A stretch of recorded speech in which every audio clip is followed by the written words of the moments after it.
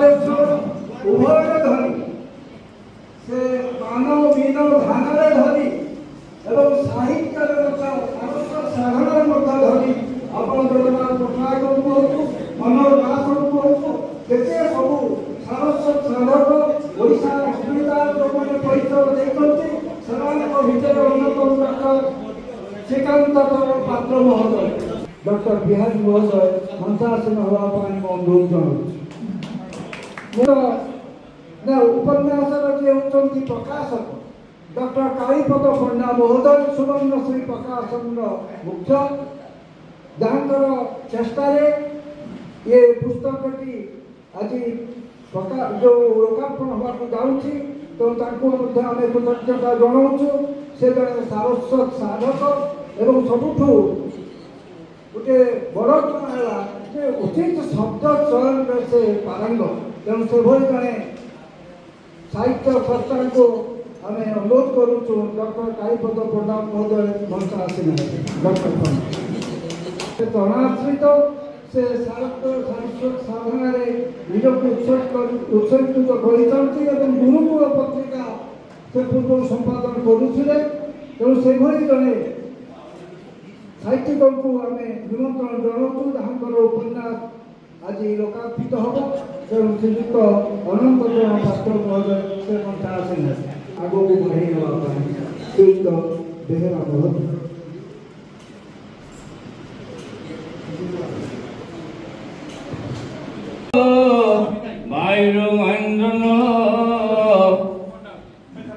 चंद्र भास्कर वित्त पाल वरुणा धर्माधि पाल ग्रहा प्रद्वंदान कुवर श्रवण चिंतामणि कस्तुभम स्वामी शक्तिधरस्तु लांगलधरम कुर्वन्तु ते मंगलम ओम मंगलम भगवान विष्णु मंगलम गरुड़ध्वज मंगलम पुंडरीकाक्षम मंगलम मधुसूदनम माधव माधव वाक्य माधव माधव हरि प्रणन्ति ओम नीलाद्रो टंक मध्ये शतदल कमले रत्न सिंहासनस्थं नानालंकार भूषितं नवनीशं स्वजन परिवृतम ब्रह्म ठंडा अच्छी कि ज्वर अच्छी तथापि आम भगवान पाखे प्रार्थना करूँ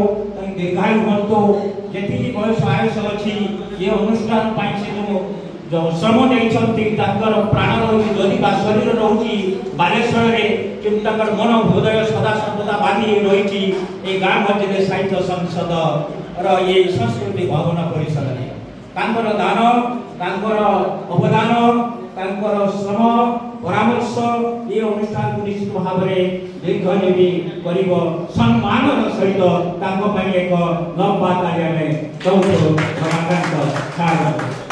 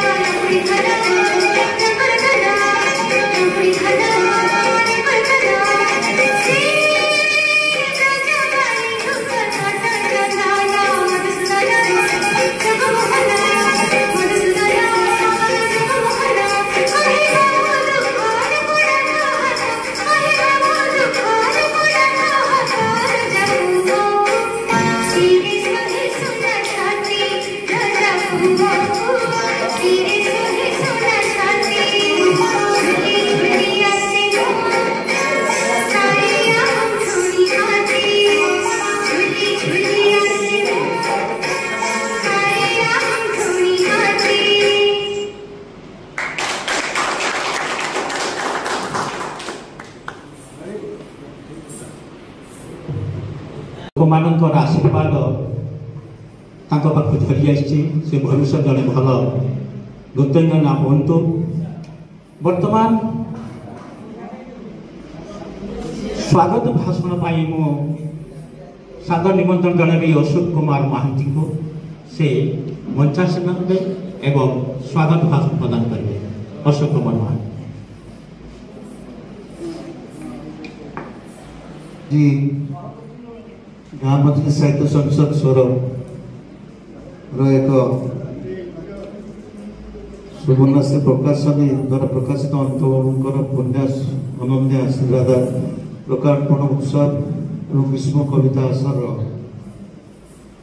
सभा मंच सभापतित्व कर अनुष्ठान सभापति पूज्य सार रमाकांत सार मंचासीन मोर आउ जड़े पूज्य शिक्षक एवं बड़ भाई श्रीयुक्त विजय कुमार दास विजु भाई मंचासीन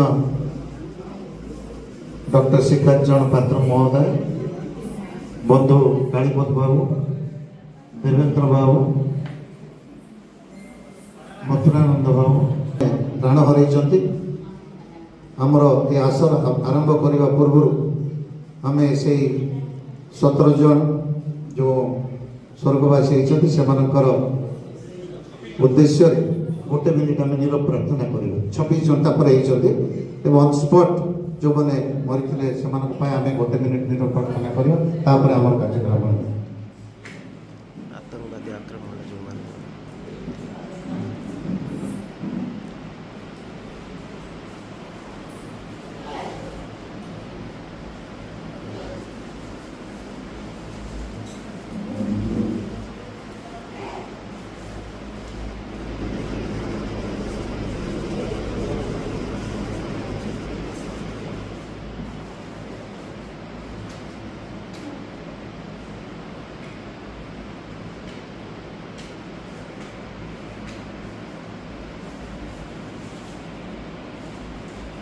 आयोजन कर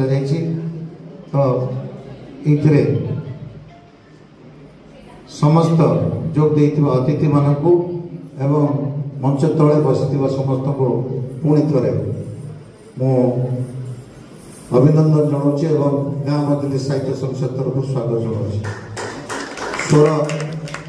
स्वर हूँ एक साहित्य और संस्कृतिर माटी ये कलार माटी आमर कविवर राधानाथ राय आरंभ कर जो महामनीषी माने स्वर माटीर गर्भ को आहरी शिखर देश को रही नहीं जाइछंती श्रीयुक्त नंदकिशोर दास नीलांबर दास एमानक पाई आमे स्वरवासी निश्चित भाव में गर्वित तेणु से माटीर दायाद हिसाब से छिड़ा हमार सौभाग्य पाई मुझे निजक धन्य मन कर महामनीषी पाद पंकजरे मो प्रणति ढाड़ी अपार काव्य संसार में कवि व साहित्यिक मैंने प्रजापति ब्रह्मा स्वरूप आपण मान भर से सत्ता अच्छे स्वर एत लक्षाधिक लोक अच्छा किंतु से आसी ना आपण मैंने कहीं तेणु आपण मान से सत्ता अच्छी मु प्रथम आमर ये लेखक बाबू लेखक अंतल ताको मु धन्यवाद जनाऊँगी। बिहारी बाबू मो पाखे अच्छा से मोर सान भाई भाई धन्यवाद दूसरी आने आलोचना करने कि अच्छा से करेंगे मात्र यही घंटा कि घंटे पाखापाखि आखि पकई से बनी से आखि पकई मुझे देखिली जे लेखक गोटे अभिनव प्रयास श्रीराधा को लक्ष्य रखी केते हजार काव्य कविता ओडिया साहित्य केवल नहीं भारतीय साहित्य सृष्टि रही भागवत पाठ आरंभ कर केते कौन राधा कृष्ण नायक होती कराई से राजा काव्य रमानंद लिखिले किंतु अनन्या श्रीराधा यही चरित्र उपन्यास चरित्र से जो राधा कृष्ण लीलार गोप लीलार जो अमृतमय भाष्य काव्य स्थल की प्रकाश कर उपन्यास स्थल की प्रकाश कर निश्चित गोटे अभिनव प्रयास से उत्तीर्ण बयस तथापि उत्तीर्ण बयस सब कार्य कर उपन्यास लिखिं जहाँकि उत्तर पीढ़ी अधिकांश अधिकांश के पढ़ुना तथापि उत्तर पीढ़ी कि गोटे दिग्दर्शन आम जहाँ संस्कृति आम जहाँ पुराण आम जहाँ ঐতিহ্য से चरित्र भितर को जीवंत चेतना रही जीवंत दर्शन रही जीवंत दिग्दर्शन रही जानवर कथा मुझे जहाँ आखि पकई जहाँ जानी जे श्रीराधा अनन्या श्रीराधा एक किंतु आध्यात्मिक उपन्यास प्राय ना एवं राधा चरित्र को से जमी भाव में अंकन करछंती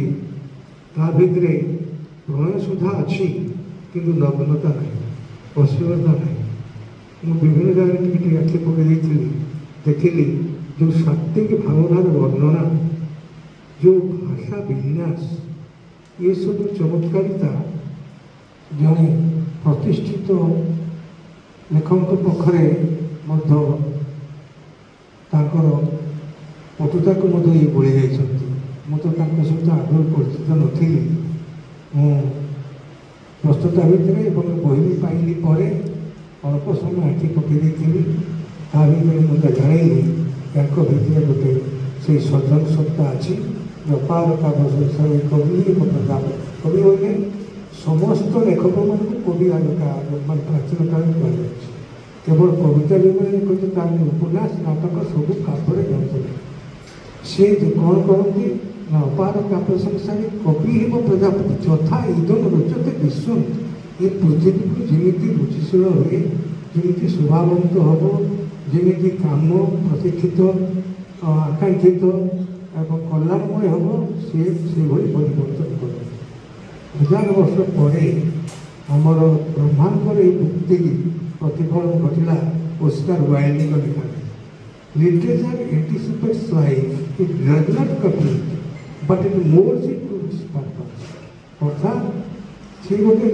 निर्दिष्ट उद्देश्य को प्रकाश करे आगे नहीं जाए लिटरेचर एंटिसिपेट्स लेखक को जीवन को अनुसरण करे किंतु पूरापूरी अनुकरण करे ना जीवन जहाँ हवा उचित कल्याणमय हवा उचित अमृतमय हवा उचित स्वप्नमय हवा उचित से आगे ही नहीं से दिग को दिग्दर्शन दे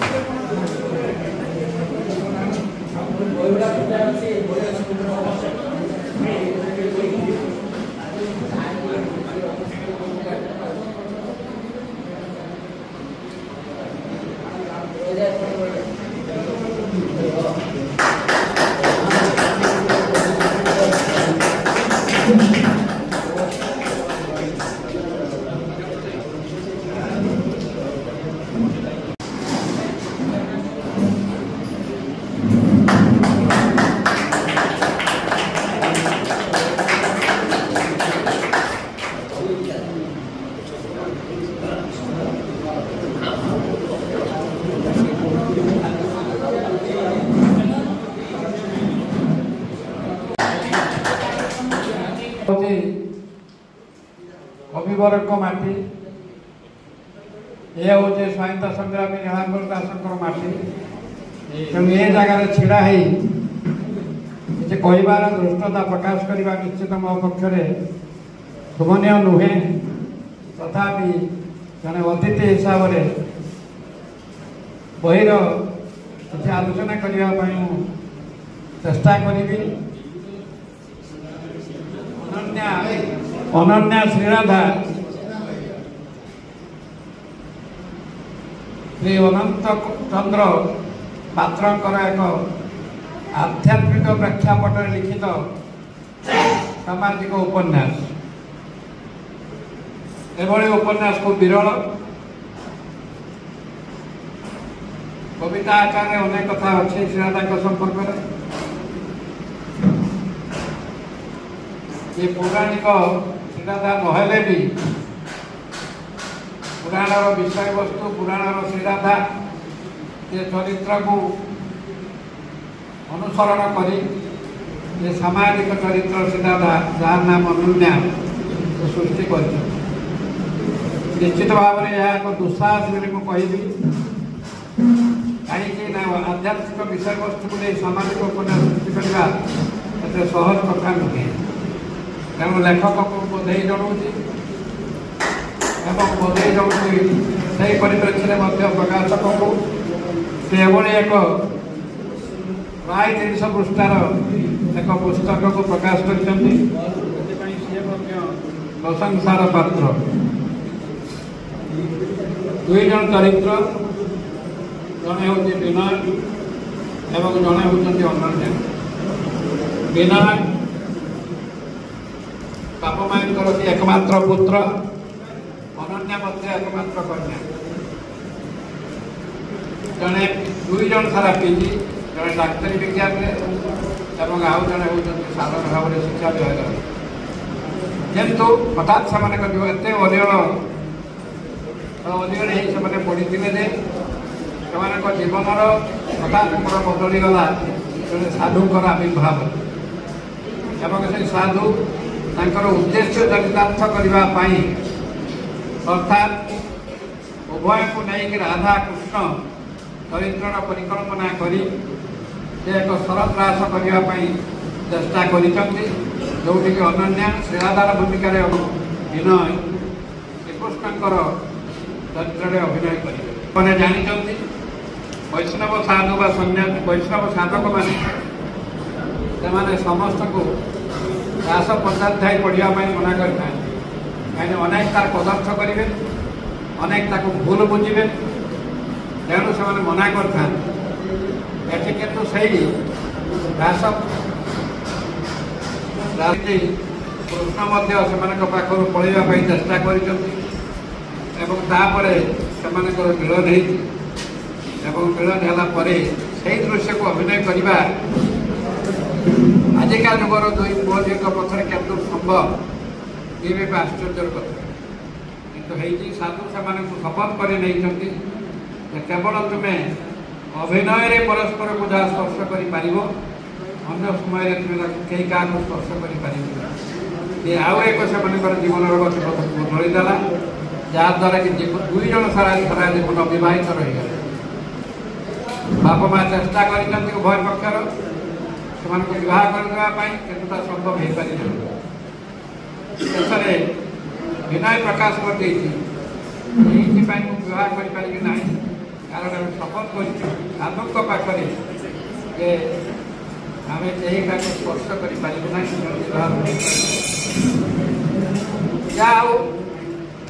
शेष से सन्यासी जीवन निर्वाह कर विनय जड़े सन्यासी साहाय्य कर साधना करने को हम एवं अनन्या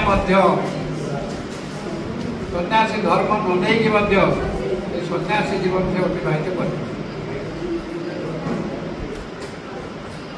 खंडगिरी पाखे साधुकर जो आश्रम रही अनन्या बापा जा पहुँची सही प्रतिवर्ष ह्रास हो तो से समय को ह्रास हो पार्टी कि ना कथा कहब ना कहीं से चली जाइए हिमालय को तपस्या करने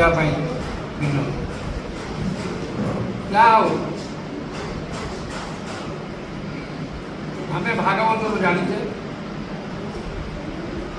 श्रीमद भागवत कौन जगह राधांकर नाम ना श्रीराधांकर नाम उल्लेख नहीं भागवत किंतु जो ब्रह्मवैवर्त पुराण रचना कर ସେଇ ସମୟରେ ପ୍ରଥମ ଥର ପାଇଁ ଶ୍ରୀରାଧାଙ୍କ ନାଁ ସେଇଠି ଆସେ। ସେଥିପାଇଁ ତାଙ୍କୁ କୃତଜ୍ଞତା ଜଣାଉଛି, ଧନ୍ୟବାଦ ଅର୍ପଣ କରୁଛୁ ଏବଂ ଭବିଷ୍ୟତରେ ଏଇଭଳି ଭାବରେ ଆଧ୍ୟାତ୍ମିକ ପ୍ରେକ୍ଷାପଟରେ ଲେଖାଯାଇଥିବା ସାମାଜିକ ଉପନ୍ୟାସ ସେ ଆମକୁ ଉପହାର ଦେବେ ବୋଲି ମୋର ଏହି ଆଶା ରହୁଛି। ଧନ୍ୟବାଦ ସବୁ।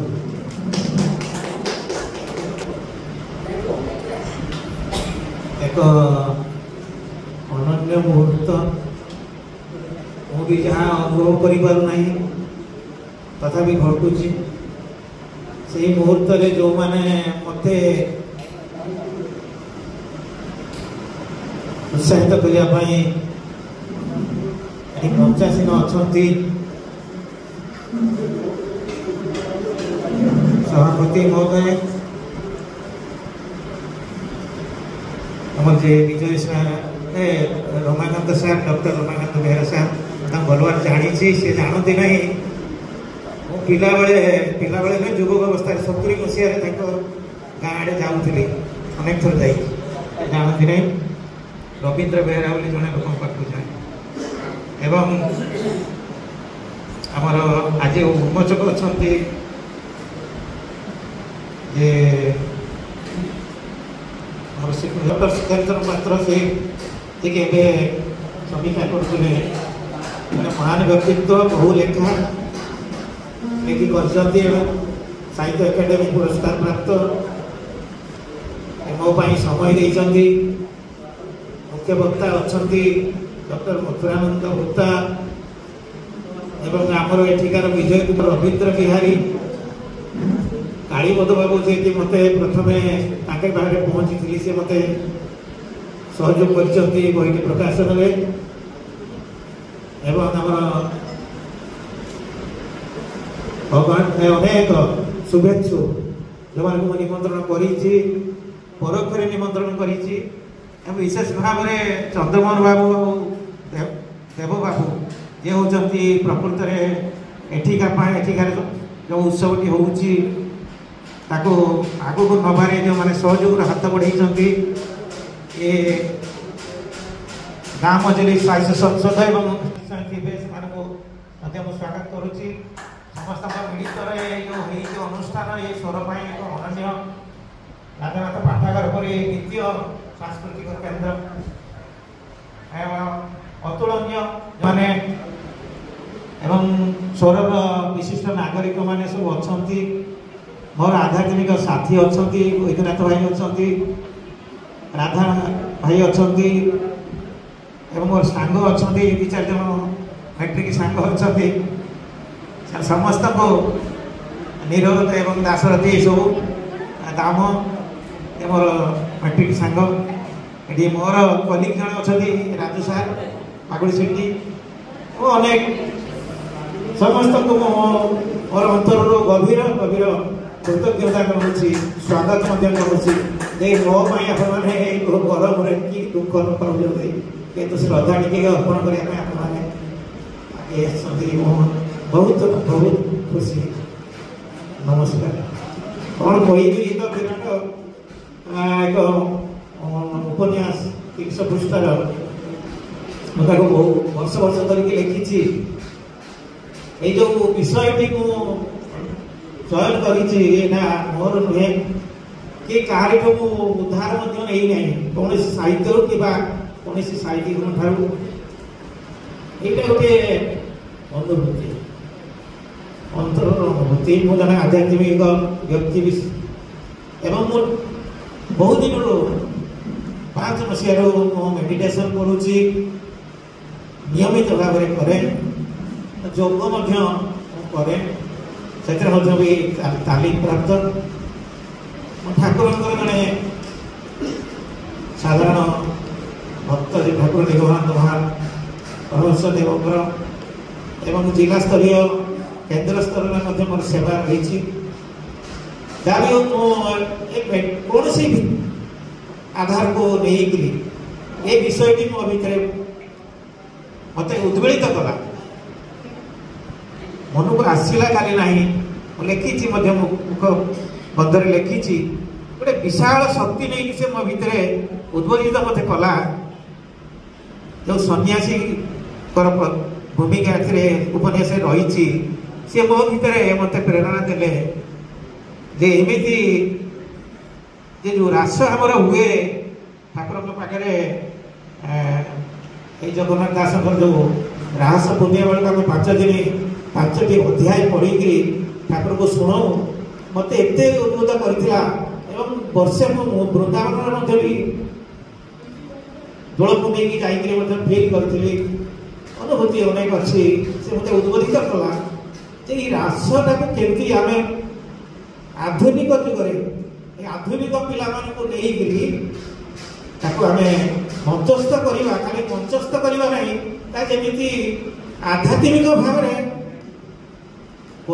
लोक देखुवा लोक एवं अभिनय कर समस्त वर्ग को जमी अनुभव आसो प्रकृत में अप्राकृतिक प्रेमटा कौन अप्राकृतिक प्रेम वृत्ति श्री राधा एवं हरि एवं गोपी मान जो महत्वपूर्ण अवदान रही भक्त हिसाब से समस्त को केमती उद्वेलित कर उद्बोधित कर से परिवार से केमती प्रेममय एमती विराट विस्फोरण है मुझे लिखिकी अनुभव को आनी जे लिख जे पढ़ जे अभिनय कर सहयोग कर समस्ते उद्बोधित हो उद्देश्य लिखाई जीवंत करने चेष्टा को चेष्टा करते दूर सफल होपारे दीर्घ दिन से परिश्रम से सन्यासी टिके अति काल्पनिक अवस्था को जाइए सन्यासी जो सिलेक्शन कर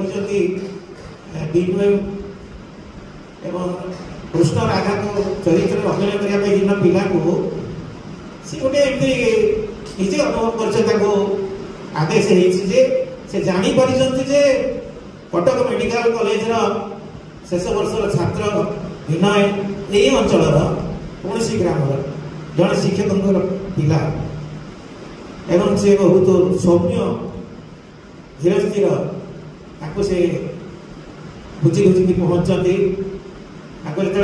से अबाक हो पिला एक मेडिकल स्टूडेंट सेमती अनन्यागर को खंडगिरी पाखे गोटे गाँव में जड़े कंट्राक्टर जड़े पुरुणा जमीदार नातुणी अति सुंदर एवं से गोटे वुमेन्स कॉलेज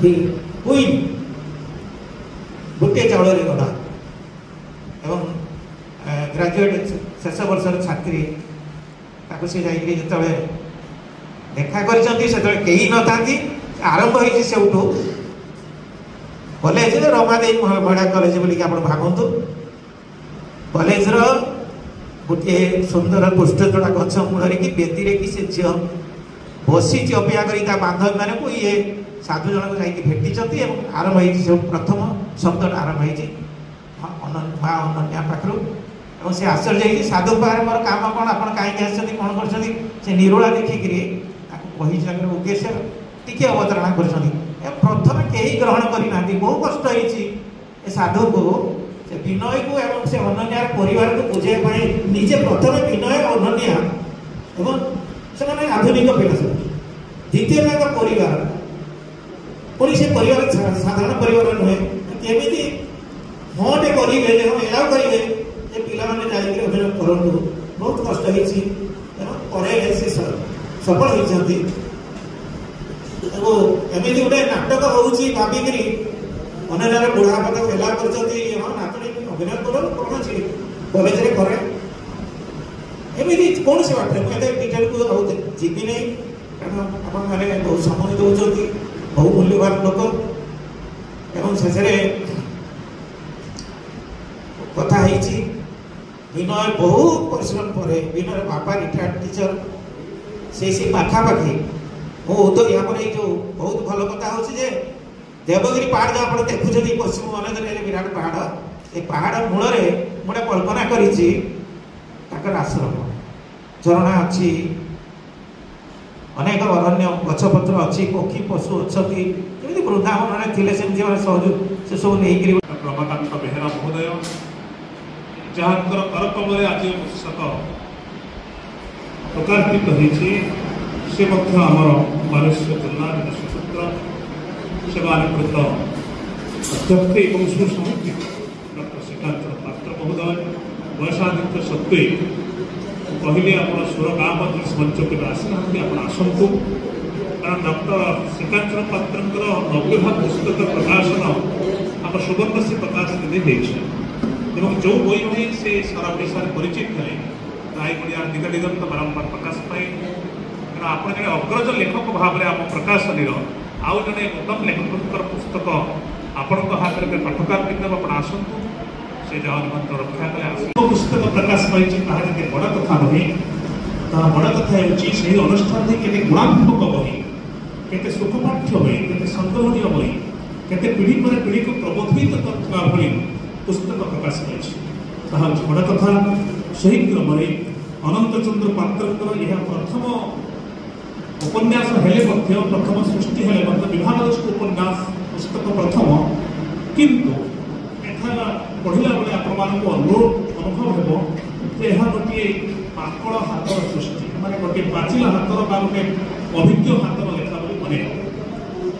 ମୁଁ ପ୍ରଥମେ ଲେଖକଙ୍କୁ କୃତଜ୍ଞତା ଜଣାଇବି ଯେ ସେ ଏହି ପାଣ୍ଡୁଲିପିକୁ ପ୍ରକାଶନ ପାଇଁ ସୁବର୍ଣ୍ଣଶ୍ରୀ ପ୍ରକାଶନକୁ ସୁଯୋଗ ଦେଇଛନ୍ତି।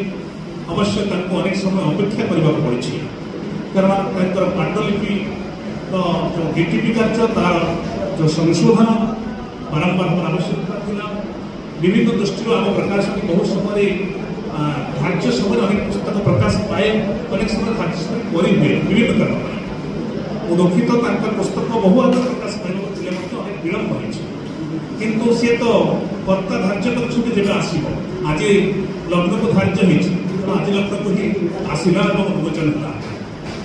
ମୁଁ ତାଙ୍କର ସବୁଜ୍ଜଳ ସୃଷ୍ଟିଶୀଳ ଭବିଷ୍ୟତ ଜୀବନ କାମନା କରୁଛି। ପୁସ୍ତକ ବିଷୟରେ ମୁଁ କିଛି କହିବି ନାହିଁ, କାହିଁକି କହିବି ନାହିଁ ନା ଲେଖକ ନିଜେ ତାଙ୍କ ପକ୍ଷ କ'ଣ ଲେଖିଛନ୍ତି କିଛି କଥା ଆପଣମାନଙ୍କୁ ଶୁଣେଇଛନ୍ତି। ଗ୍ରନ୍ଥଟି ଆପଣମାନଙ୍କ ହସ୍ତରେ ପ୍ରଦାନ କରାଯାଇଛି। ପୁସ୍ତକ ଦାନ ହେଉଛି ସମଗ୍ର ଦୁନିଆର ସବୁଠୁ ଶ୍ରେଷ୍ଠ ମହତ୍ ଦାନ। ତେଣୁ ସ୍ରଷ୍ଟା ନିଜେ ଲେଖି ତାକୁ ମୁଦ୍ରଣ କରି ତାକୁ ଆପଣମାନଙ୍କ ହାତକୁ ଦେଇ ସାରିଛନ୍ତି। ଏଇଭଳି ମହତ୍ ଦାନ ଆପଣମାନେ ଗ୍ରହଣ କରିଛନ୍ତି ଏବଂ ତାକୁ ଆପଣମାନେ କର୍ମକର୍ମରେ ଅଧ୍ୟୟନ କରି ଯଦି ଆପଣଙ୍କର ଅନୁଭବ ଅନୁଭୂତିରେ ଯେଉଁ ଭାବନା ଜାଗ୍ରତ ହେବ, ଚିନ୍ତା ଓ ଚେତନାରେ ଯେଉଁ ସ୍ଫୁରଣ ହେବ, ତାକୁ ଯଦି କଲମ କାଳିରେ ଟିକେ ଦୁଇ ଖଣ୍ଡି ଲେଖି ଲେଖକଙ୍କୁ ଦିଅନ୍ତି, ତାହା ହେବ ତାଙ୍କ ପ୍ରତି ଆଜି ଦିନରେ ଆପଣଙ୍କର ଉପସ୍ଥିତି ଓ ତାଙ୍କ ପ୍ରତି ଶ୍ରେଷ୍ଠ ଉପହାର ଏବଂ ପରାମର୍ଶ। ତେଣୁ ମୁଁ ସବୁ କାହିଁକି କହିବାକୁ ଚାହୁଁଛି, ମୁଁ କ'ଣ କହିବି, ମୁଁ ଗୋଟିଏ କଥା କିନ୍ତୁ କହିବି। ସେ କଥାଟି ହେଉଛି, ମୁଁ ଜଣେ ଲେଖକଙ୍କ ନାଁ ଉଚ୍ଚାରଣ କରିବି। ସେ ଲେଖକ ହେଉଛନ୍ତି କେରଳର ପ୍ରଖ୍ୟାତ ଲେଖକ M.V. ବିଜୟ। M.V. ବିଜୟ ଗୋଟିଏ ଉପନ୍ୟାସ ଲେଖିଛନ୍ତି। ସେ ଉପନ୍ୟାସର ନାଁ ହେଉଛି ଖସକ। ସେ ଉପନ୍ୟାସ କିଭଳି ଭାବରେ ଗୋଟିଏ ଗାଁ ମାଟିକୁ ସମଗ୍ର ପୃଥିବୀରେ ପରିଚିତ କରିଲା, ଭାରତବର୍ଷରେ ନୁହଁ, ତାହା ହେଉଛି ଗୋଟେ ଲେଖକର ବାହାଦୁରୀ। ଘଟଣାଟି କ'ଣ ଏ କଥା ମୁଁ କେଉଁଠୁ ଜାଣିଲି? ବିଶିଷ୍ଟ ସାହିତ୍ୟିକ ହରପ୍ରସାଦ ଦାସ ସେ ଯେଉଁ ଗୋଟିଏ ପ୍ରବନ୍ଧ ଲେଖିଲେ ଖସକକୁ ନେଇ ଗୋଟିଏ ଅନୁଚିନ୍ତନ, ମୁଁ ତାକୁ ପଢ଼ିଲା ପରେ ଏତେ ପ୍ରଭାବିତ ହେଲି। ତାପରେ ମୁଁ ହରପ୍ରସାଦ ଦାସଙ୍କ ସହିତ ଯେହେତୁ ପ୍ରତ୍ୟକ୍ଷ ସମ୍ପର୍କ ରହିଛି କଥା, ଘଟଣାଟି ଏଇଭଳି। M.V. ବିଜୟ ପ୍ରଖ୍ୟାତ ଲେଖକ, ଭାରତ ଲେଖକ କେରଳର, ସେ ଯେଉଁ ଉପନ୍ୟାସ ଲେଖୁଛନ୍ତି ଗୋଟିଏ ଗାଁର ନାଁ ହେଉଛି ଖସକ। ସେ ଗାଁକୁ ଜଣେ ଅତ୍ୟନ୍ତ ଧନିକ ଶ୍ରେଣୀର ଶିଳ୍ପପତିର ପୁଅଟିଏ ସେ ଶିକ୍ଷକତା ଚାକିରି କରିବାକୁ ଉଚିତ ମଣିଷ ଏବଂ ଶିକ୍ଷକତା ଚାକିରି କରିବାକୁ ଆସିଲା ବେଳେ ଶିଳ୍ପପତି ବାପା କହୁଛନ୍ତି, ଯେଉଁଥିରେ ହଜାର ହଜାର ଲୋକ ଆମ ଦ୍ୱାରା ପରିଚାଳିତ ହେଉଛନ୍ତି, ଦରମା ଦେଉଛନ୍ତି, ତମେ ଗୋଟେ ସାଧାରଣ ଶିକ୍ଷକ ହେବା ପାଇଁ ଯିବ, ଏହା ଆମେ ଗ୍ରହଣ କରିପାରିବୁ। ସେ କହୁଛନ୍ତି, ତମେ ଶିଳ୍ପପତି, ମୁଁ ଏକମାତ୍ର ମୋ ପାଇଁ ଗୋଟିଏ ପଦାର୍ଥ କଙ୍କାଳ ଶିଳ୍ପାୟନ ଗୁଡ଼ିକ ଛାଡ଼ିଯିବ, କିନ୍ତୁ ମୋର ବିଚାରରେ କାହିଁ ମନେ ହେଉଛି ମୁଁ ଜଣେ ଶିକ୍ଷକ ହେବାକୁ ଉଚିତ ମଣୁଛି ଏବଂ ଶିକ୍ଷକ ଜୀବନ କିଛି ନିର୍ବାହ କରିବି, ତମେ ମୋତେ ଅନୁମତି ଦିଅ।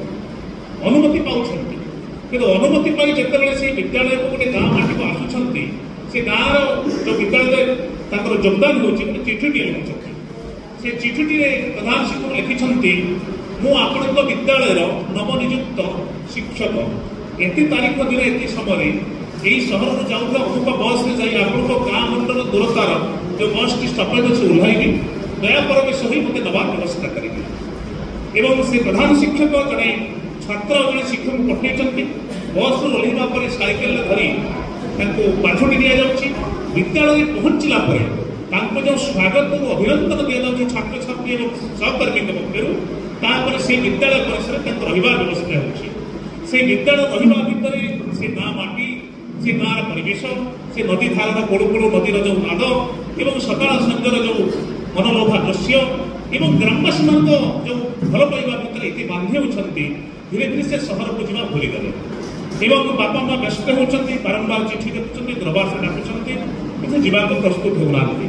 ଏହି ସମୟରେ ସେ ଗୋଟିଏ ନିଜର ରୋଷେଇ କାମକୁ ଆଉ ଅନ୍ୟତ୍ର ନ କରି ନିଜେ ଆରମ୍ଭ କରୁଛନ୍ତି। ପାଖ ତେଜରାତି ଦୋକାନକୁ ସଉଦା ଆଣିବାକୁ ଗଲାବେଳେ ମଝିରେ ମଝିରେ ସେ ସଉଦା ବିକୁଥିବା ଜଣେ ବୃଦ୍ଧ ପିତାର ବୟସ୍କ ମଣିଷର ଝିଅଟିଏ ସେ ସଉଦା ଦେଉଥିଲା ବେଳେ ଏ ସଉଦା ଗ୍ରହଣ ବେଳେ କଥାବାର୍ତ୍ତା ଭିତରେ ହଠାତ୍ ତା ଭିତରେ ସେଇ ଯୁବ ଶିକ୍ଷକ ଭିତରେ ସେ ଝିଅ ପ୍ରତି ପ୍ରେମ ଭାବ ଜାଣିଛି ଏବଂ ଧୀରେ ଧୀରେ ସେ ତାକୁ ଜୀବନ ସଙ୍ଗିନୀ କରିବାକୁ ନିଷ୍ପତ୍ତି ନେଇଛି। ଏ କଥା ଯେତେବେଳେ ତାର ବାପା ମାଙ୍କୁ ଅନୁମତି ମିଳୁଛି, ବାପା ମା ହାସ୍ୟାସ୍ପଦ କରୁଛନ୍ତି ଏବଂ ଅନୁମତି ଦେଉନାହାନ୍ତି।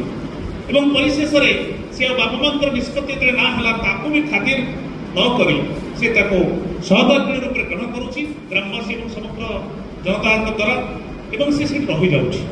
ଧୀରେ ଧୀରେ ସେ ବିଦ୍ୟାଳୟରେ ଏତେ ନୈଷ୍ଠିକ ନୀତିନିଷ୍ଠ ଭାବରେ ଶିକ୍ଷାଦାନ କରୁଛି, ଅଭିନବ ଶୈଳୀରେ ବ୍ୟବହାରରେ, ଏବଂ ଏତେ କୃତି ଛାତ୍ର ସେ ବିଦ୍ୟାଳୟରୁ ବାହାରିଲେ ସମଗ୍ର କେରଳ ପ୍ରଦେଶରେ ସେ ବିଦ୍ୟାଳୟ ଶ୍ରେଷ୍ଠ ବିଦ୍ୟାଳୟ ହେଲା ଏବଂ ସବୁ ଶ୍ରେଷ୍ଠ ଛାତ୍ର ସେଇଠୁ ବାହାରିଲେ। ଏବଂ ଦେଶର ଭାରତ ରାଷ୍ଟ୍ରପତିଙ୍କ ଦ୍ୱାରା ସେହି ଶିକ୍ଷକ ସମଗ୍ର ଦେଶର ପ୍ରଥମ ଏବଂ ଶ୍ରେଷ୍ଠ ଶିକ୍ଷକ ଭାବରେ ଚୟନ ହେଇତେ ପୁରସ୍କୃତ ହେଉଛି। ଯେତେ ଖବରକାଗଜ ଟିଭିର ପୃଷ୍ଠା ମଣ୍ଡନ କରୁଛି, ସେତେବେଳେ ତାର ପରିଚୟ ବାହାରୁଛି, ଅମୁକ ଶିଳ୍ପପତିଙ୍କର ଏକମାତ୍ର ପୁତ୍ର ଶିକ୍ଷକତା ଭଳି ମହାନ ବ୍ରତକୁ ଗ୍ରହଣ କରି ଏତେ ବର୍ଷ ତଳେ ସହର ଛାଡ଼ି ଯେଉଁ ଗାଁ ମାଟିକୁ ଆସିଥିଲେ, ଆଉ ତାଙ୍କର ଯେଉଁ ଅଭିନବ ଶିକ୍ଷାଦାନ ଶୈଳୀରେ ଆଜି ଖସକ ଭଳି ଗାଁ ଭାରତ ଭଳି ବିଶ୍ୱର ମାନଚିତ୍ରରେ ପହଞ୍ଚୁଛି। এইভাবে মুগ্ধ হচ্ছেন পিতামাতা, নিজের ভুল বুঝিপারুଛନ୍ତି এবং বাপা মা ফেরি আসুଛନ୍ତି সেই গাঁ মাটিକୁ পুଅ ବୋହୂକୁ ପାଛୋଟି ନେବାକୁ। এইটি ଗାଁ ଉପନ୍ୟାସଟି ସରି ଯାଇଛି। ମୁଁ ଏ କଥା କାହିଁକି କହୁଛି ନା, ସେଇ ଗାଁ ମାଟି MV ବିଜୟନନ୍ଦ ପରିକଳ୍ପନାର ଗୋଟିଏ ଉପନ୍ୟାସ ଥିଲା। ସେ ଉପନ୍ୟାସ ଖସକ ମାଟିକୁ ପୃଥିବୀରେ ପରିଚିତ ଦେଇଦେଲା। ଆପଣମାନେ ନେଟ୍ରେ ମାରିକି ଦେଖିପାରିବେ, ସେ ବହି ସଂଗ୍ରହ କରି ପଢ଼ିପାରିବେ। ସେଇ କ୍ରମରେ ଅନନ୍ତ ଚରଣ ପାତ୍ର ମହୋଦୟ ବୃତ୍ତିରେ ଶିକ୍ଷକତା କରିଛନ୍ତି। ଶିକ୍ଷକ ଭାବରେ ଆପଣମାନେ ବହୁ ଶିକ୍ଷକ, ଅଧ୍ୟାପକ, ରିଟାୟାର୍ଡ ଅଧ୍ୟକ୍ଷ, ବିଭିନ୍ନ ପଦପଦବୀର ସବୁ ଅବସର ନେଇଛନ୍ତି। ସୁର ମାଟି ତ ପ୍ରଜ୍ଞାର ମାଟି, ଶିକ୍ଷାର ମାଟି। କିନ୍ତୁ ସେଇ ଯେଉଁ ଅନୁଭୂତି ଆଧାରରେ, ଅନୁଭବ ଆଧାରରେ ଆଉ ଗୋଟିଏ ଭଲ ଅନୁଭୂତି ତାଙ୍କର ଅଛି। ସେ ଅନୁଭୂତିଟି ହେଉଛି ସେ ଶ୍ରୀ ନିଗମାନନ୍ଦଙ୍କର ଯେଉଁ ଚରଣାସ୍ଥିତ ନେଇଛନ୍ତି, ସେଥିରେ ତାଙ୍କ ଭିତରେ ଗୋଟେ ଆଧ୍ୟାତ୍ମିକ ଭାବନା ସଞ୍ଚରିତ ହେଇଛି। ତା ପ୍ରତିଫଳ ହେଇଛି এই ଅନନ୍ୟା ଶ୍ରୀରାଧାରେ। ବିନୟ ଡାକ୍ତରୀ ଛାତ୍ର ଆଉ ଅନନ୍ୟା ହେଉଛି ଗୋଟିଏ ମହାବିଦ୍ୟାଳୟର ସୁନ୍ଦରୀ ସୁଶ୍ରୀ ଛାତ୍ରୀଟିଏ। এই দুই জনକୁ ନେଇ ଜଣେ ବାବା ଯେଭଳି ଭାବରେ ରାସର ପରିକଳ୍ପନା କରୁଛନ୍ତି ସାଧାରଣ ଛାତ୍ର ଓ ଛାତ୍ରୀକୁ ନେଇ, ଏବଂ ଧୀରେ ଧୀରେ କାହାଣୀ ଏଭଳି ଭାବରେ ମୋଡ଼ ନେଇଛି ଯେ ସମୟକ୍ରମରେ ନା ଅନନ୍ୟା ମଣିଷ ଭାବରେ ଯେଉଁ ଦାମ୍ପତ୍ୟ ଜୀବନକୁ ନିର୍ବାହ କରିବାକୁ ଚାହୁଁଛି, ନା ଡାକ୍ତରୀ ଛାତ୍ର ସିଏ ଚାହିଁଛି ଆଉ এই ଯେଉଁ ଦାମ୍ପତ୍ୟ ଜୀବନ ଭିତରକୁ ପ୍ରବେଶ କରିବାକୁ।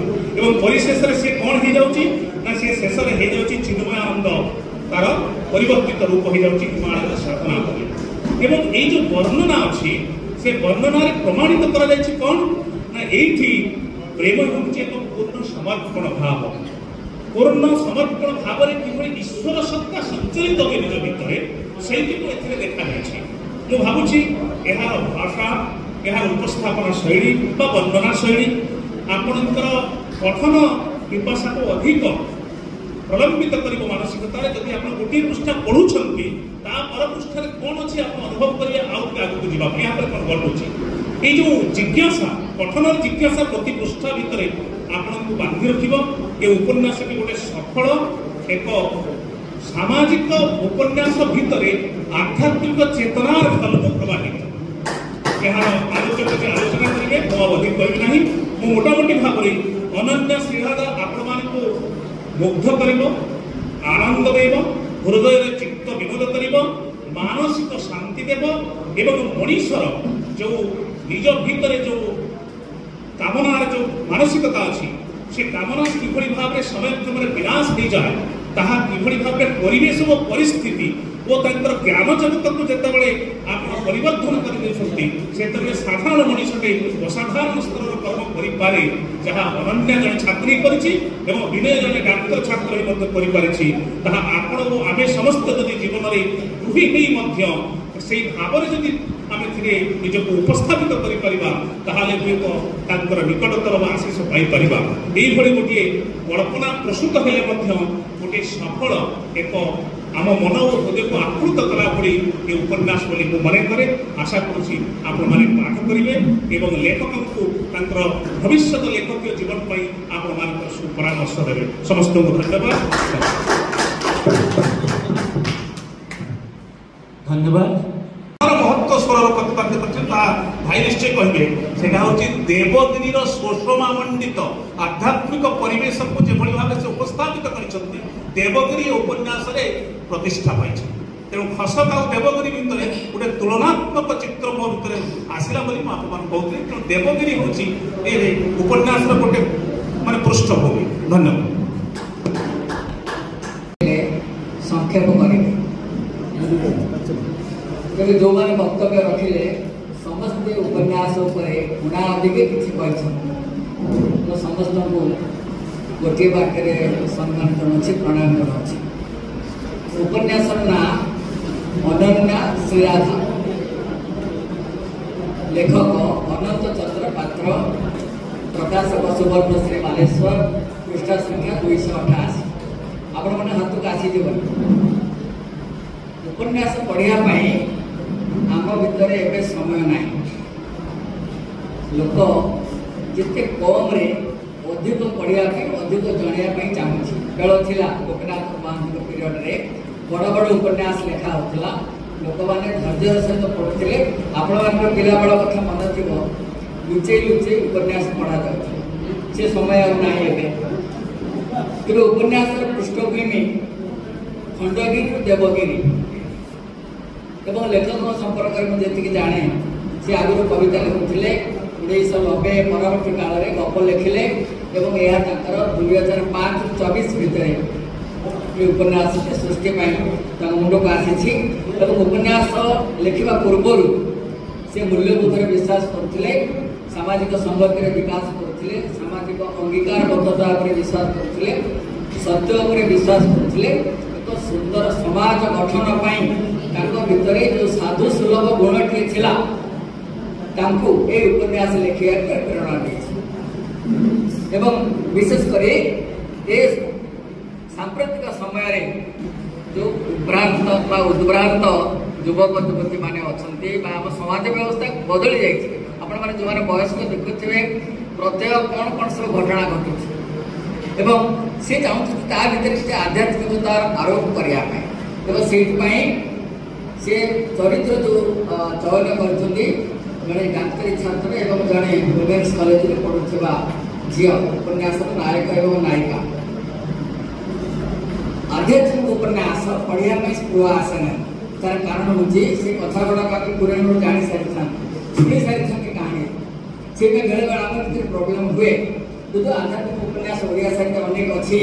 ଯେମିତି ଯାଜ୍ଞସେନୀ ଆପଣମାନେ ପଢ଼ିଥିବେ, ଶାମ୍ବ ପଢ଼ିଥିବେ, ଶକୁନି ପଢ଼ିଥିବେ, କର୍ଣ୍ଣ ପଢ଼ିଥିବେ, ଭରତ ପଢ଼ିଥିବେ, ରାଜନନ୍ଦିନୀ ପଢ଼ିଥିବେ, ଆହୁରି ଅନେକ ଉପନ୍ୟାସ ଅଛି। ଏବଂ ଏ ଉପନ୍ୟାସ ଗୋଟେ ପଢ଼ିଲେ କ'ଣ ହୁଏ, ତା ଭିତରେ ଗୋଟେ ପାଠକ ଉତ୍କଣ୍ଠା କମିଯାଏ। ଆମେ ଜାଣିଥିବେ ଏଇ ଚରିତ୍ର ଏଇଆ ହିଁ ହେବ। ଆଧ୍ୟାତ୍ମିକ ଉପନ୍ୟାସ ଲେଖିଲା ବେଳେ ପାଠକୀୟ ଉତ୍କଣ୍ଠା କିଭଳି ହାନି ହେବ ନାହିଁ ଏବଂ କାଳ୍ପନିକତାର କିଭଳି ସଂଯୋଗ କରାଯିବ ସେ ପାଇଁ ଲେଖକକୁ ପରିଶ୍ରମ କରିବାକୁ ପଡ଼େ ଏବଂ ପାଠକୀୟ ଆଭିମୁଖ୍ୟ ରୁଚିକୁ ସମ୍ମାନ ଦେବାକୁ ପଡ଼େ। ଏବଂ ସେଥିପାଇଁ ଉପନ୍ୟାସର ପୃଷ୍ଠଭୂମି ବୁଝିଲା ବେଳେ ଏବଂ ଏଥିପାଇଁ ଅନେକ ସତର୍କତା ଲେଖକକୁ ଦେବାକୁ ପଡ଼ିଛି। ତେବେ ଏ ଉପନ୍ୟାସର ମୁଖ୍ୟ ପ୍ରତିପାଦନ ବିଷୟ ହେଉଛି ରାସ। ସେ ରାସକୁ ଆମ ଆଗରେ ଅଭିନୟ କରିବା ପାଇଁ ଉପନ୍ୟାସଟିଏ ବାଛନ୍ତି ତାକୁ ନାଟ୍ୟ ରୂପ ଦେଲେ ସେ ନାଟକ ହେଇଯିବ। ଏବଂ ଏ ପରମ୍ପରା ଆଗରୁ ଅଛି, କାବ୍ୟକୁ ନାଟକ ହେଇଛି, ଚଉଟ କାବ୍ୟ କେବଳ କାବ୍ୟରେ ଲେଖା ହେଇଛି କିନ୍ତୁ ନାଟକ ଅବସ୍ଥା ସେୟା। ଏଠି ଯେଉଁ ରାସ ଶବ୍ଦ ଅଛି ପଞ୍ଚସଖାକୁ ଆପଣମାନେ ପଢ଼ିଥିବେ।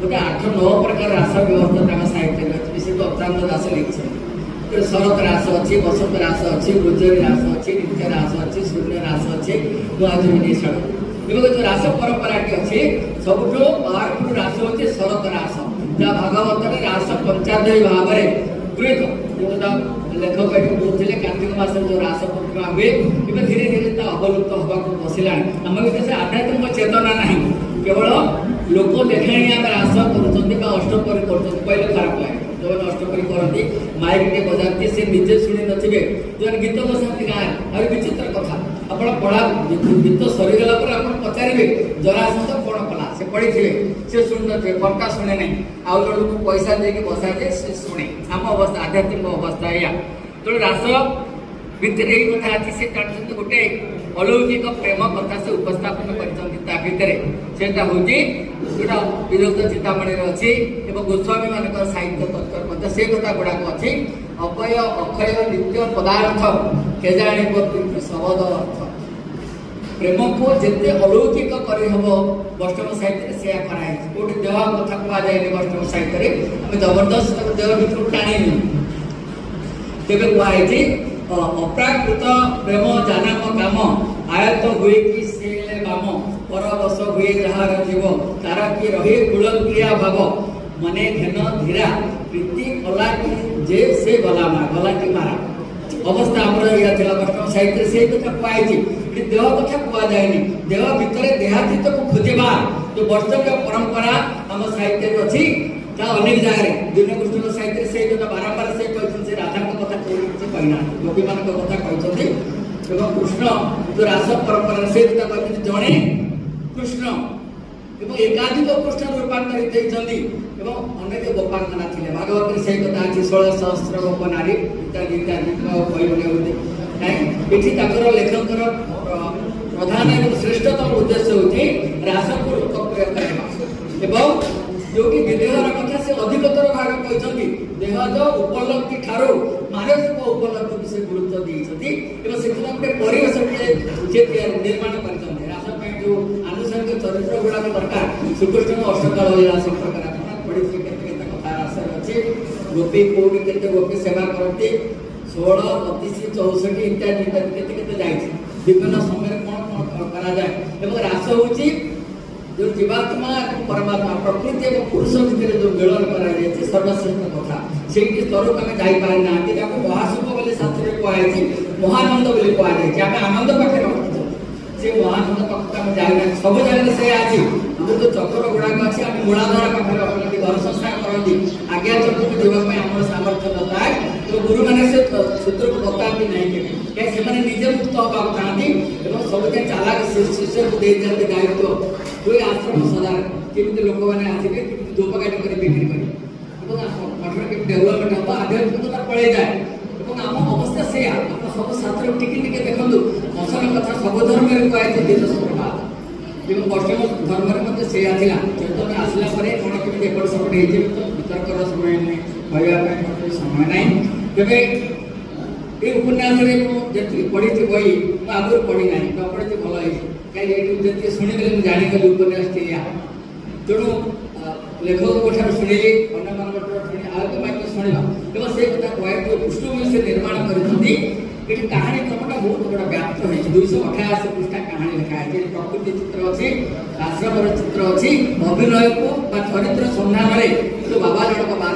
गुरुजन मानसिक भाव परिवर्तन मेडिकल छात्र से विनय चिन्मयनक परिणत होती अनन्या केमी बदली जाता भर मानसिकता बदली जाऊँगी परस्पर भल पाई जाती विषय पत्र बाढ़ी अनेक हूँ लेखक रास करने गोटे पृष्ठभूमि बड़ पृष्ठभूमि आप पढ़ देखिए आ भर संगति बहुत कम अच्छी पढ़ाई गोटे आपको गोटे स्वतंत्र इच्छा आसवे जानते हम रास रास हम रास हाँपी 2टा चरित्र को गोटे बेले पढ़ते बाबा जन बाबा को प्रभाव उभय चरित्र पढ़ते पढ़े देखला भावांतर सृष्टि होती हिप्नोटिजम बोली कहुए विज्ञान परिवर्तन मानसिक भाव वास करते मुंड को 2 जन कॉलेज छात्री मेडिकल छात्र मेडिकल छात्र केते दूर आध्यात्मिकवादी आपण जाने एवं उभय से जो चेंज करे आ भितर 288 पेज जाए आप चाहिए संक्षिप्त हो चाहिए आहरी चाहिए तो बहुत बड़ आप पढ़ू ता भर गोटे आसो केमती गोटे आसो वर्णना बेला से पर्याप्त एवं एसे देखिली ना ता माने जो उपन्यास खराब तेरे दी परिवार मुख्यतः कहुए अनन्या परिवार तीन पुरुषर कथा कहुए बापा जगमोहन माता स्वर्णमयी बुढ़ा बापा विश्वमोहन बुढ़ी माँ स्वर्णमयी सारे बोल दुईटा चरित्र अच्छी गोटे अमृत से पुत्र नाटक अच्छी मनोरंजन दास मैंने किए पढ़े नाटक आसता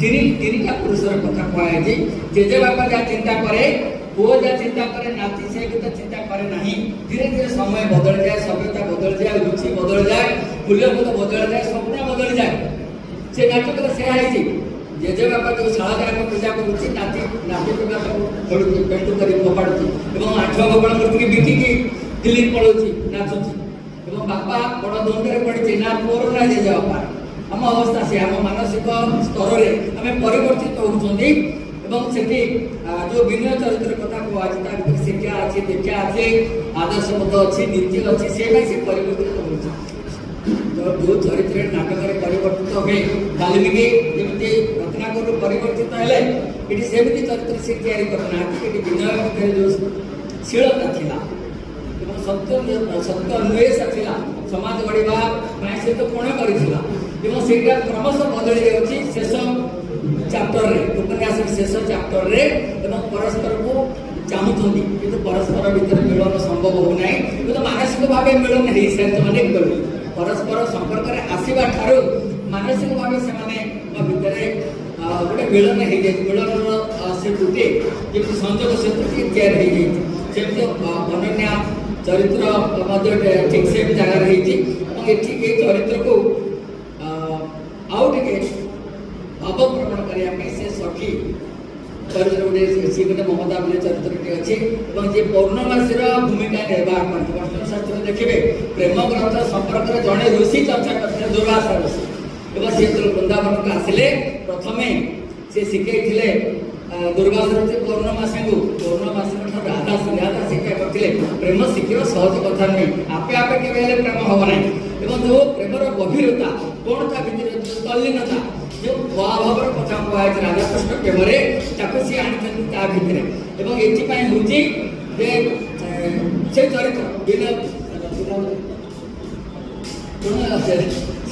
बारंबार से जो भावर कथा कहुए वर्तमान गोटे हृदय पुलकित हुए प्रेमर तो 8-10 दशा अच्छी आपने जानते शास्त्र से गोटे अच्छी कौन कले कौन हुए कविमान बढ़िया कथा लिखी रास संपर्क में गोटे छंद पूरा टाकर अच्छी गोटे रास संपर्क गोटे पद मुझे कहबी हाहा राधा मोहन कही कहे मोहन हाहा राधा मोहन कही कही मोहन शिलास स्थले गढ़ुथी जुगल आचरण भाग को सुमरण करी मु सदा दिन नेबी अधर्म माग को नजीबी तदीय सेवा आचरी दत्ते धरी तृण को मागुची शरण को निरते तुम संगे थी ये राधा एवं कृष्ण कथा कहुए जो रास मंडल में गढ़ी कथा कहुए वृंदावन धाम से तार कथा कहुए वृंदावन धूणी को छुईदे वृंदावन धाम में गढ़ी गले राधा कृष्ण सानिध्य आपे आपे आसी जाए ये जो लौकिक चरित्र दी जन अच्छा अनन्या एवं चिन्मय सॉरी एवं उभय भितर से भावटी को लेखक निज भावना व्यक्त कर से जगतपुर निगमानंद को भक्ति करती गुरु भाव ग्रहण कर प्रेरणा जमी गोटे सन्यासी को तैयारी भितर कौटी ना कौटी अच्छी से सन्यासी चरित्र को अधिक भाव ये पृष्ठ कर हिरोइन हिरोइन अपेक्षा जो आदर्श चरित्र सन्यासी अच्छी जे समाज बढ़िया संसार छाड़ी आश्रम देवगिरी पाखे स्थापन कर देवगिरी पहाड़ और भुवनेश्वर सभ्यता गोटे जगह सभ्यता गोटे जगह आश्रम उभय भितर केमी से परिवर्तन आनी बोध हुए सन्यासी चरित्र उपन्यास ଉପନ୍ୟାସର ହେଉଛି ଉତ୍ସବ ମୂଳ ଉତ୍ସବ ଭାବ କେନ୍ଦ୍ର, ଯାହାଦ୍ୱାରା ଏଇ ଚରିତ୍ର ଗୁଡ଼ିକ ପରିବର୍ତ୍ତନ ହେଇଛନ୍ତି ଏବଂ ଆକୁ ଅଧ୍ୟୟନ କଲେ ଆମ ଭିତରେ ଆଧ୍ୟାତ୍ମିକ ନିଷ୍ଠା ନିଶ୍ଚୟ ଜାଗ୍ରତ ହେବ, ଏଥିରେ ସନ୍ଦେହ ନାହିଁ। ଉପନ୍ୟାସଟି ଆପଣମାନଙ୍କୁ ନିଶ୍ଚୟ ଭଲ ଲାଗିବ। ମୁଁ ଲେଖକକୁ ଧନ୍ୟବାଦ ଦେବି। ସେ ଆହୁରି ଉପନ୍ୟାସ ଲେଖନ୍ତୁ। ଉପନ୍ୟାସ ଅବସ୍ଥା ବଡ଼ ଖରାପ, ଉପନ୍ୟାସ କେହି ଲେଖୁନାହାନ୍ତି, ଅଧିକାଂଶ କବିତା ଲେଖାରେ ବ୍ୟସ୍ତ, ଗପ ସଂଖ୍ୟା ବହୁତ କମ୍ ଏବଂ ସମାଲୋଚନା ଆହୁରି ନାହିଁ। ସମାଲୋଚନା ଆପଣ 7-8 ଜଣଙ୍କ ନାଁ ଯଦି ଦେବେ ସେମାନଙ୍କ ସାଙ୍ଗ ସମୟ ଗଲାଣି, ଦାଶରଥି ଦାସଙ୍କ ସମୟ ଗଲାଣି, ଯେଉଁମାନେ ଲେଖୁଥିଲେ ସେ ନାହାନ୍ତି ଏବଂ ସେମାନେ ଆଉ ଲେଖି ପାରୁନାହାନ୍ତି। ଏବେ ସମାଲୋଚନା ବନ୍ଦ ହେଇଗଲା। ତେଣୁ ଉପନ୍ୟାସ ଉପରେ କିଏ ଆଲୋଚନା କରିବ, କବିତା ଉପରେ କିଏ ଆଲୋଚନା କରିବ, ଆମେ କେବଳ ଲେଖି ଚାଲିବା।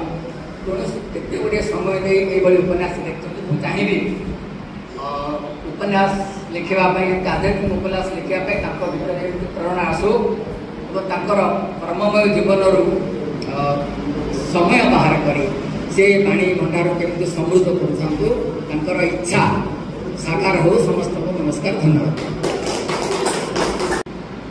ଉପସ୍ଥିତ ସଜ୍ଜନ ଶତ୍ରୁମଣ୍ଡଳୀ, ପ୍ରଚଣ୍ଡ ନିରାହାର ଉତ୍ତାପରେ ଆପଣମାନେ ସନ୍ତପ୍ତ। ସମୟ ବି ଅତିକ୍ରାନ୍ତ ହେବାକୁ ଗଲାଣି। ଏ ଉତ୍ତପ୍ତ ମଧ୍ୟାହ୍ନରେ ଏଇ ଗୋଟାଏ ଚମତ୍କାର ବିଷୟ ଉପରେ ଏତେ ସଂକ୍ଷେପରେ ଆଲୋଚନା କରାଯିବା ସମ୍ଭବ ନୁହେଁ।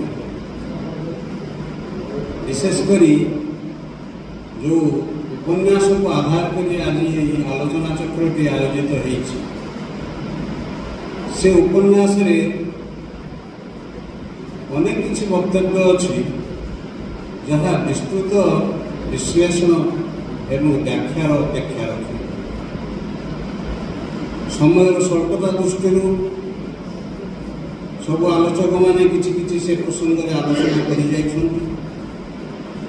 ମୁଁ ମଧ୍ୟ ତା ଉପରେ ସଂକ୍ଷେପରେ କିଛି ଆଲୋକପାତ କରିବି। ମୁଁ ଯେତେବେଳେ ଏହି ସଭାକୁ ଆସିବା ପାଇଁ ଆମନ୍ତ୍ରଣ ପାଇଲି ଏବଂ ଏ ପୁସ୍ତକଟି ଅଧ୍ୟୟନ କରିବା ପାଇଁ ସୁଯୋଗ ମଧ୍ୟ ପାଇଲି, ସେତେବେଳେ ମୋ ଭିତରେ ଗୋଟେ ସ୍ୱତଃସ୍ଫୂର୍ତ୍ତ ପ୍ରେରଣା ଆସିଲା ଯେ ଆଧ୍ୟାତ୍ମିକ ଉପନ୍ୟାସ ନାମକରଣ ଯାହା ପ୍ରତୀତ ହେଉଛି, ଏହାର ନିଶ୍ଚୟ କିଛି ବିଶେଷତ୍ୱ ରହିଥିବ। ତେଣୁ ମୁଁ ନିମନ୍ତ୍ରଣକୁ ତତ୍କ୍ଷଣାତ୍ ଗ୍ରହଣ କରିଥିଲି। କାରଣ ଓଡ଼ିଆ ସାହିତ୍ୟର ପରମ୍ପରାରେ ଆମେ ବହୁ ପୌରାଣିକ ଉପନ୍ୟାସ ଦେଖିଛୁ, ପୌରାଣିକ ଗଳ୍ପ ଦେଖିଛୁ, ଲେଖା ହେଇଛି, ହେଉଛି। କିନ୍ତୁ ଆଧ୍ୟାତ୍ମିକ ଉପନ୍ୟାସ ରଚନା ଖୁବ୍ କମ୍ ଏବଂ ତାର ଲେଖକ ମଧ୍ୟ ଅଙ୍ଗୁଳିମେୟ। ସେମାନଙ୍କ ଭିତରୁ ଆପଣମାନେ ଚନ୍ଦ୍ରଶେଖର ରଥ, ଶାନ୍ତନୁ ଆଚାର୍ଯ୍ୟ, ମହାପାତ୍ର ନୀଳମଣି ସାହୁ, ମନୋଜ ଦାସ, ଏମାନଙ୍କର ଲେଖା ନିଶ୍ଚିତ ଭାବରେ କିଛି କିଛି ପଢ଼ିଥିବେ। ଏମାନେ ଯେଉଁ ଅଧ୍ୟାତ୍ମଧର୍ମୀ ଉପନ୍ୟାସ କିଛି ଲେଖିଛନ୍ତି, ସେ ଅଧ୍ୟାତ୍ମଧର୍ମୀ ଉପନ୍ୟାସ ମୋ ମତରେ ବୌଦ୍ଧିକ ସ୍ତର, ହୃଦୟକୁ ସ୍ପର୍ଶ କରିବାର ସୁଯୋଗ ସେ ଉପନ୍ୟାସରେ ଖୁବ୍ କମ୍ ଅଛି। ଏକଦମ ନାହିଁ ବୋଲି କହିଲେ ଭୁଲ ହେବ, ଖୁବ୍ କମ୍ ଅଛି। କିନ୍ତୁ ଭାବପୂର୍ଣ୍ଣ ଆଧ୍ୟାତ୍ମିକ ଉପନ୍ୟାସ ଅଳ୍ପ କେତେ ଖଣ୍ଡ ଲେଖାଯାଇଛି ଓଡ଼ିଆ ସାହିତ୍ୟରେ। ତନ୍ମଧ୍ୟରୁ ମନୋଜ ଦାସଙ୍କର ଆକାଶର ଇଶାରା, ଅମୃତ ଫଳ, ଚନ୍ଦ୍ରଶେଖର ରଥଙ୍କର ଯନ୍ତ୍ରାରୂଢ଼ ଉପନ୍ୟାସ ଅନେକାଂଶରେ ଗ୍ରହଣୀୟ। কিন্তু ଅସୂର୍ଯ୍ୟ ଉପନିବେଶ ଉପନ୍ୟାସ ସେ ଯନ୍ତ୍ରାରୂଢ଼ ଉପନ୍ୟାସର ସମକକ୍ଷ ହୋଇପାରିଲା ନାହିଁ। କାରଣ ମୁଁ ବ୍ୟକ୍ତିଗତ ଭାବରେ ଜାଣିଛି, କାରଣ ଚନ୍ଦ୍ରଶେଖର ମୋର ସହକର୍ମୀ ଥିଲେ ବିଜେଡି କଲେଜରେ, ମହାପାତ୍ର ନୀଳମଣି ସାହୁ ମଧ୍ୟ ମୋର ସହକର୍ମୀ ଥିଲେ। ସେମାନଙ୍କର ବ୍ୟକ୍ତିଗତ ଜୀବନ ଏବଂ ତାଙ୍କର ସାଧାରଣ ଜୀବନ, ସାହିତ୍ୟିକ ଜୀବନ ଏସବୁକୁ ଅନେକାଂଶରେ ମୁଁ ଜାଣିଛି। ତେଣୁ ସେମାନଙ୍କ ସାହିତ୍ୟ ଅଧ୍ୟୟନ ବା ପଠନ କଲାବେଳେ, ଆଲୋଚନା କଲାବେଳେ ମୁଁ ତାଙ୍କର ବ୍ୟକ୍ତିତ୍ୱକୁ ଆକଳନ କରିବାର ସୁଯୋଗ ତା ଭିତରୁ ପାଇଥାଏ, ଯେଉଁଟା ଚନ୍ଦ୍ରଶେଖର ରଥଙ୍କର ଯନ୍ତ୍ରାରୂଢ଼ ଉପନ୍ୟାସରେ ଆମେ ଦେଖୁ। ସେ ଦୃଷ୍ଟିରୁ ଏକଦମ ନିଆରା ହେଉଛନ୍ତି ମନୋଜ ଦାସ, ଜଣେ ସାଧକ, ନିରୋଳା ସାଧକ। ତେଣୁ ତାଙ୍କର ଉପନ୍ୟାସ ଆମ ହୃଦୟକୁ ବେଶୀ ସ୍ପର୍ଶ କରେ। ଆକାଶର ଇଶାରା ଏବଂ ଅମୃତଫଳ ଇତ୍ୟାଦି ଉପନ୍ୟାସ। ସେଇ ଧାରାରେ ମୁଁ ଅନନ୍ତ ବାବୁଙ୍କର এই ଉପନ୍ୟାସକୁ ଅନନ୍ୟା ଶ୍ରୀନାଥଙ୍କୁ ପର୍ଯ୍ୟାଲୋଚନା କଲି ଏବଂ ଅଭିଭୂତ ହେଲି। ତାଙ୍କୁ ଏଥିପାଇଁ ଧନ୍ୟବାଦ ଦେବି। ସେ ଯେ ଗୋଟେ ଚମତ୍କାର ବିଷୟକୁ ନେଇକରି ଆମର ସାଧାରଣ ମଣିଷଙ୍କ ଭିତରେ ଆଧ୍ୟାତ୍ମିକ ଭାବର ପରିସ୍ଫୁରଣ କରିବା ପାଇଁ ଗୋଟେ ଚମତ୍କାର ପୃଷ୍ଠପଟ ପ୍ରସ୍ତୁତ କରିଦେଇଛନ୍ତି। ସେ ଜଣେ ସାଧକ, ନିଜର ଅନୁଭୂତିରେ ମଧ୍ୟ ସେ କହିଛନ୍ତି ଏ ବିଷୟବସ୍ତୁ ମୁଁ ଅନୁଭୂତିରୁ ପାଇଛି। ତାହା ସତ୍ୟ କଥା, କାରଣ ଉପନ୍ୟାସଟି ଆମୂଳଚୂଳ ଅଧ୍ୟୟନ କଲେ ତାହା ପ୍ରେରଣା ପ୍ରସୂତ ଉପନ୍ୟାସ ବୋଲି ଆପଣମାନେ ଉପଲବ୍ଧି କରିପାରିବେ। ଯଦିଓ ବର୍ଣ୍ଣନାର ବାହୁଲ୍ୟ ଅନେକ ସ୍ଥାନରେ ରହିଯାଇଛି, ତାକୁ ଆଉ ଟିକେ କାଟଛାଣ୍ଟ କରାଯାଇ ପାରିଥାନ୍ତା, କିନ୍ତୁ ଉପନ୍ୟାସଟି ସୁଖପାଠ୍ୟ ଏବଂ ଆପଣମାନଙ୍କୁ ଅନ୍ତର୍ମୁଖୀ କରିବା ପାଇଁ ସେଥିରେ ପ୍ରଚୁର ଉପାଦାନ ଭରପୁର ହେଇକି ରହିଛି। ସାଧାରଣ ଉପନ୍ୟାସ କେବଳ ମନୋରଞ୍ଜନ ପାଇଁ ଉଦ୍ଦିଷ୍ଟ ହେଇପାରେ, କିନ୍ତୁ ଆତ୍ମିକ ଉଲ୍ଲାସ ପାଇଁ, ଆତ୍ମାର ଅନ୍ତର୍ମୁଖୀନତା ପାଇଁ ଆମକୁ କିଛି ଖାଦ୍ୟ ଦରକାର। ସେ ଖାଦ୍ୟର ଭୟଙ୍କର ଅଭାବ ଆଜିର ସମାଜରେ ଆମେ ଦେଖିବାକୁ ପାଉଛୁ। ସେଭଳି କିଛି ଆଧ୍ୟାତ୍ମିକ ଖାଦ୍ୟ ଏ ଉପନ୍ୟାସ ମାଧ୍ୟମରେ ସେ ପାଠକମାନଙ୍କ ନିକଟରେ ପରିବେଷଣ କରିଛନ୍ତି। ସେଥିପାଇଁ ମୁଁ ଅତିମାତ୍ରାରେ ତାଙ୍କୁ ଧନ୍ୟବାଦ ଦେବି ତାଙ୍କର ସଫଳତା ପାଇଁ। ଉପନ୍ୟାସର ନାଁ ରଖିଛନ୍ତି ଅନନ୍ୟା ଶ୍ରୀରାଧ। ମୁଁ ଭାବିଲି ବୋଧେ ରାଧାଙ୍କର ଚରିତ୍ରରେ କିଛି ଆଲୋଚନା ହେଇଥିବ, କିନ୍ତୁ ଦେଖିଲି ଏଥିରେ ଅନନ୍ୟା ଗୋଟେ ଚରିତ୍ର, ନାୟିକାର ଚରିତ୍ର, ଯିଏକି ଶ୍ରୀରାଧଙ୍କର ଅଭିନୟ କରିବା ପାଇଁ ସେ ଜଣେ ବାବାଜୀଙ୍କ ଦ୍ୱାରା ଅନୁରୋଧ ହେଇକରି ରାସଲୀଳାରେ ଅଂଶଗ୍ରହଣ କରିଛନ୍ତି। ତେଣୁ ଅନନ୍ୟା ଏଠି ଶ୍ରୀରାଧଙ୍କର ବିଶେଷଣ ନୁହେଁ, ଅନନ୍ୟା ହେଉଛି ଏଠି ଶ୍ରୀରାଧାଙ୍କର, ଅନନ୍ୟା ହେଉଛି ଏଠି ବିଶେଷ୍ୟ ପଦ ଏବଂ ଶ୍ରୀରାଧା ମଧ୍ୟ ଗୋଟେ ବିଶେଷ୍ୟ ପଦ। କିନ୍ତୁ ଉପନ୍ୟାସକୁ ଯଦି ଆପଣ ପଢ଼ିବେ ତାହେଲେ ମନେ ହେବ ଏଇଟା ଗୋଟେ ଯେମିତି ଗୋଟେ କର୍ମଧାରୟ ସମାସ, ଯେ ଅନନ୍ୟା ସେ ଶ୍ରୀରାଧା। ଅନନ୍ୟା ଚରିତ୍ରର ନାୟିକାଟି ଅନ୍ତର୍ମୁଖୀ ଯେତେବେଳେ ହେଇଯାଉଛି, ଏକ ଦିବ୍ୟ ସତ୍ତାରେ ଯେତେବେଳେ ଦିବ୍ୟ ସତ୍ତାର ଯେଉଁ ଅବତରଣ ତାର ଆତ୍ମାରେ ହେଉଛି, ସେତେବେଳେ ସେ ଶ୍ରୀରାଧା ପାଲଟି ଯାଉଛି।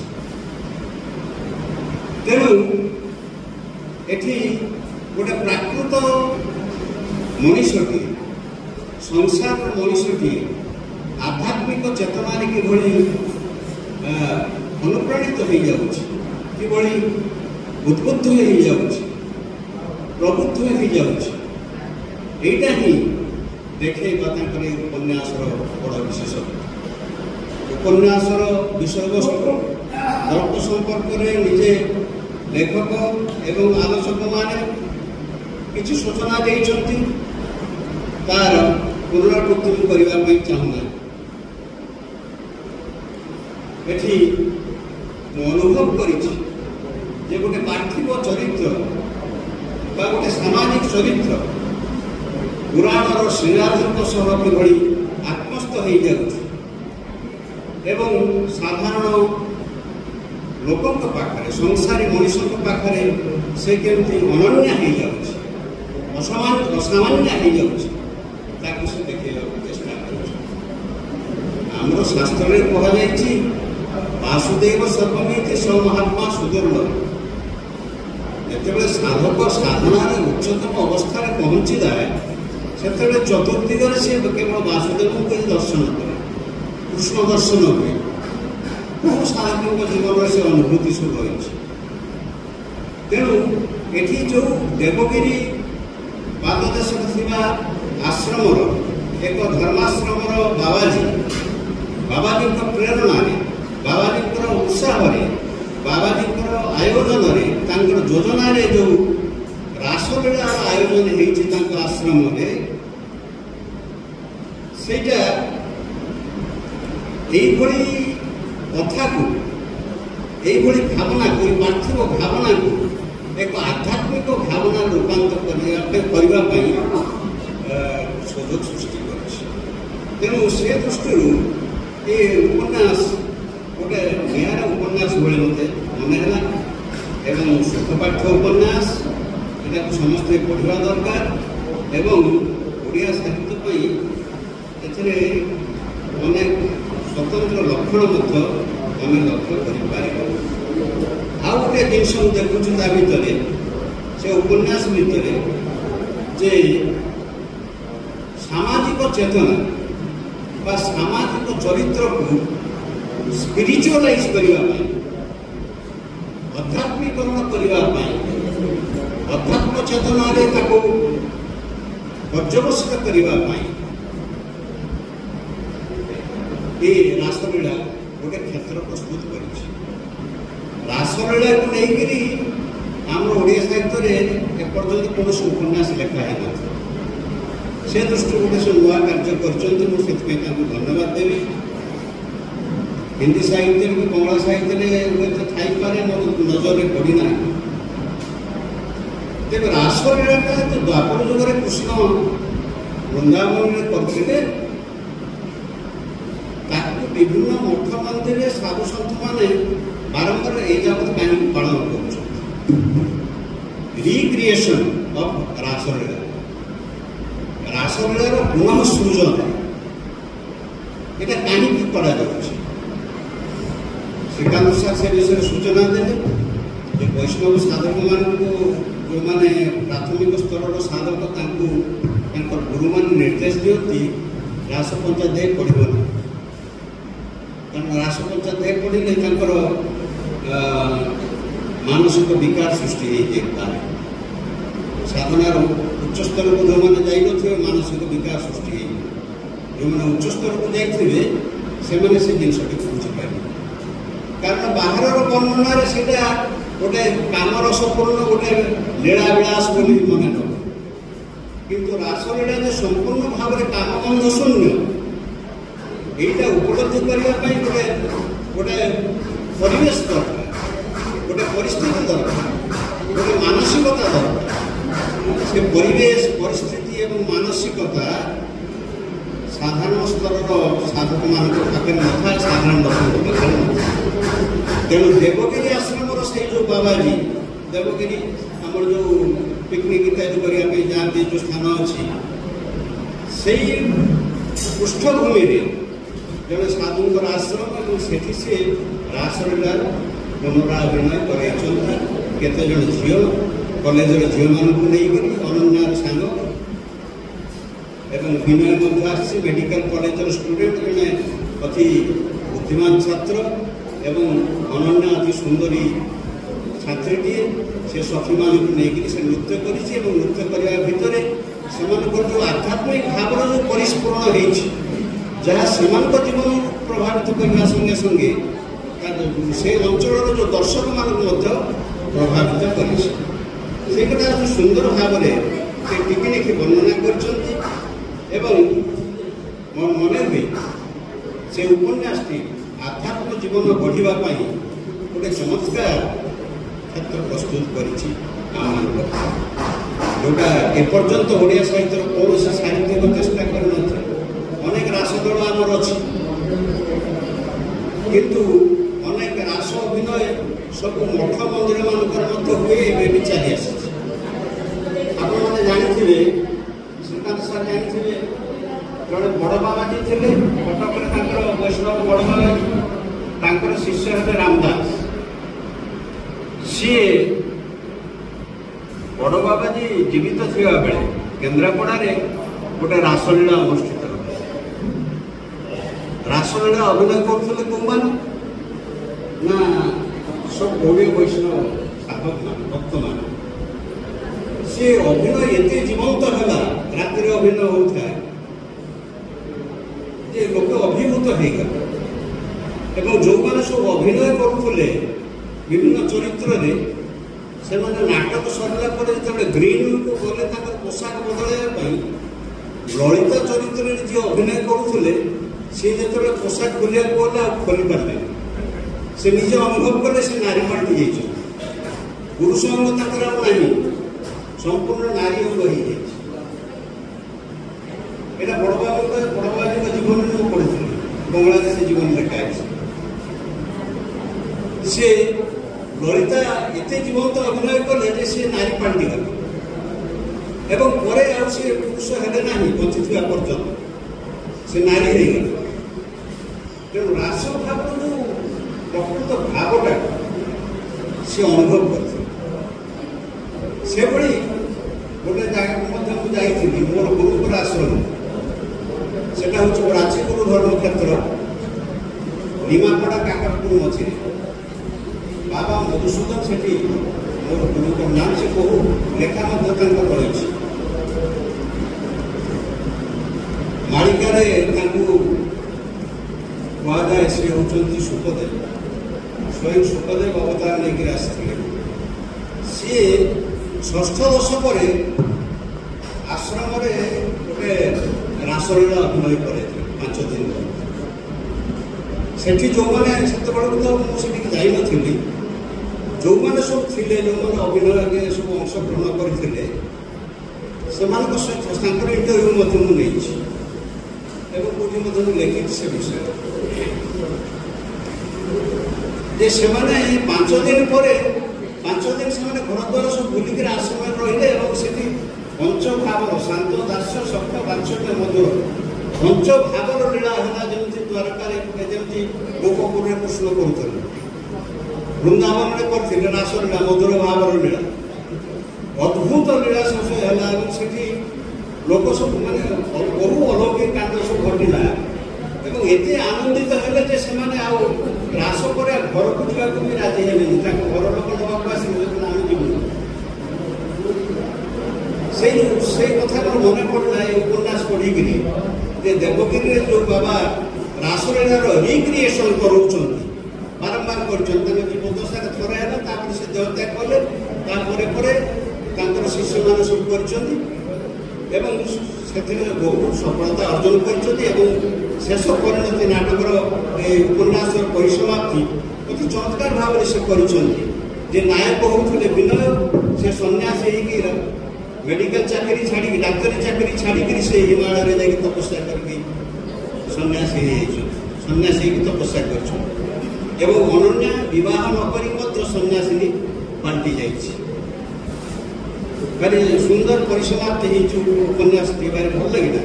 ତେଣୁ ଆପଣମାନଙ୍କୁ ଅନୁରୋଧ, ଆପଣମାନେ ସେ ଉପନ୍ୟାସ ଥରେ ପଢ଼ନ୍ତୁ ଏବଂ ଦେଖିବେ। ରାସତତ୍ତ୍ୱଟା ଏଇଟା ସହଜ ଜିନିଷ ନୁହେଁ।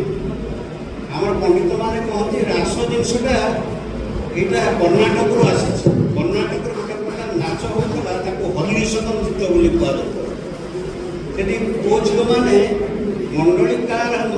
ମଣ୍ଡଳୀକୃତ ହେଇକରି ସେ ଗୋଟେ ନାଚ କରୁଥିଲେ, ଗୋଟେ ଟ୍ରାଇବାଲ ଡ୍ୟାନ୍ସ। ସେଇଥିରୁ ରାସ କନସେପ୍ଟ ଆସିଛି ବୋଲି କେତେ ପଣ୍ଡିତ, କେତେ ଗବେଷକ କହନ୍ତି। ସେ ଯାହା ହଉ, ଅଧ୍ୟାତ୍ମ ଦୃଷ୍ଟିରେ ତାର ବହୁତ ଉଚ୍ଚ ଅର୍ଥ। ଯେ ଗୋପୀମାନଙ୍କୁ କାହିଁକି ହ୍ରାସ କରିବା ପାଇଁ ଆବାହନ କରିଥିଲେ କୃଷ୍ଣ। ନା ସେମାନେ ପୂର୍ବଜନ୍ମରେ ତ ମୁନି ଥିଲେ, ମୁନି ଋଷି ଥିଲେ, ସେମାନେ ଇଚ୍ଛା କରିଥିଲେ ତାଙ୍କ ସହିତ ସମ୍ମିଳିତ ହେବା ପାଇଁ। ତେଣୁ ଦ୍ୱାପର ଯୁଗରେ ସେ ଇଚ୍ଛା ସେ ପୂର୍ଣ୍ଣ କରିଥିଲେ। ତେଣୁ ରାସର ଅର୍ଥ ହେଉଛି ଅତ୍ୟାତ୍ମ ରସରେ, ମଧୁର ରସରେ ଅନୁପ୍ରାଣିତ ହୋଇ କୃଷ୍ଣଙ୍କୁ ପ୍ରେମିକ ଭାବରେ, ପରମ ପୁରୁଷ କୃଷ୍ଣଙ୍କୁ ପ୍ରେମିକ ଭାବରେ ଅନ୍ତରଙ୍ଗ ଭାବରେ ଉପଲବ୍ଧି କରେ। ସେଇଟା ହିଁ ହେଉଛି ରାସର ମହତ୍ଵ। ଅତି ସୁନ୍ଦର ଭାବରେ ଯେ ଉପନ୍ୟାସରେ ଲେଖିଛନ୍ତି। ଆଉ ବିସ୍ତୃତ ଆଲୋଚନା କରିବାକୁ ସମୟ ନାହିଁ। ଉପନ୍ୟାସଟି ମୋତେ ବେଶ ପ୍ରଭାବିତ କରିଛି। 300 ପୃଷ୍ଠାର ଉପନ୍ୟାସ, ବହୁ ପରିଶ୍ରମ କରିଛନ୍ତି ଏବଂ ଗୋଟେ ଉପନ୍ୟାସ ଅଧ୍ୟୟନ ମାଧ୍ୟମରେ ଆମେ ଯଦି ଚେତନା ବିକାଶ କରିପାରିବା, ଆମେ ଆତ୍ମାକୁ ଯଦି ରାଧାମୟ ଗୋପୀମୟ ଯଦି କରିପାରିବା, ତାହେଲେ କୃଷ୍ଣଙ୍କର କୃପା ଅବିଳମ୍ବେ ଆମେ ଲାଭ କରିପାରିବା। ଧନ୍ୟବାଦ। धन्यवाद सर।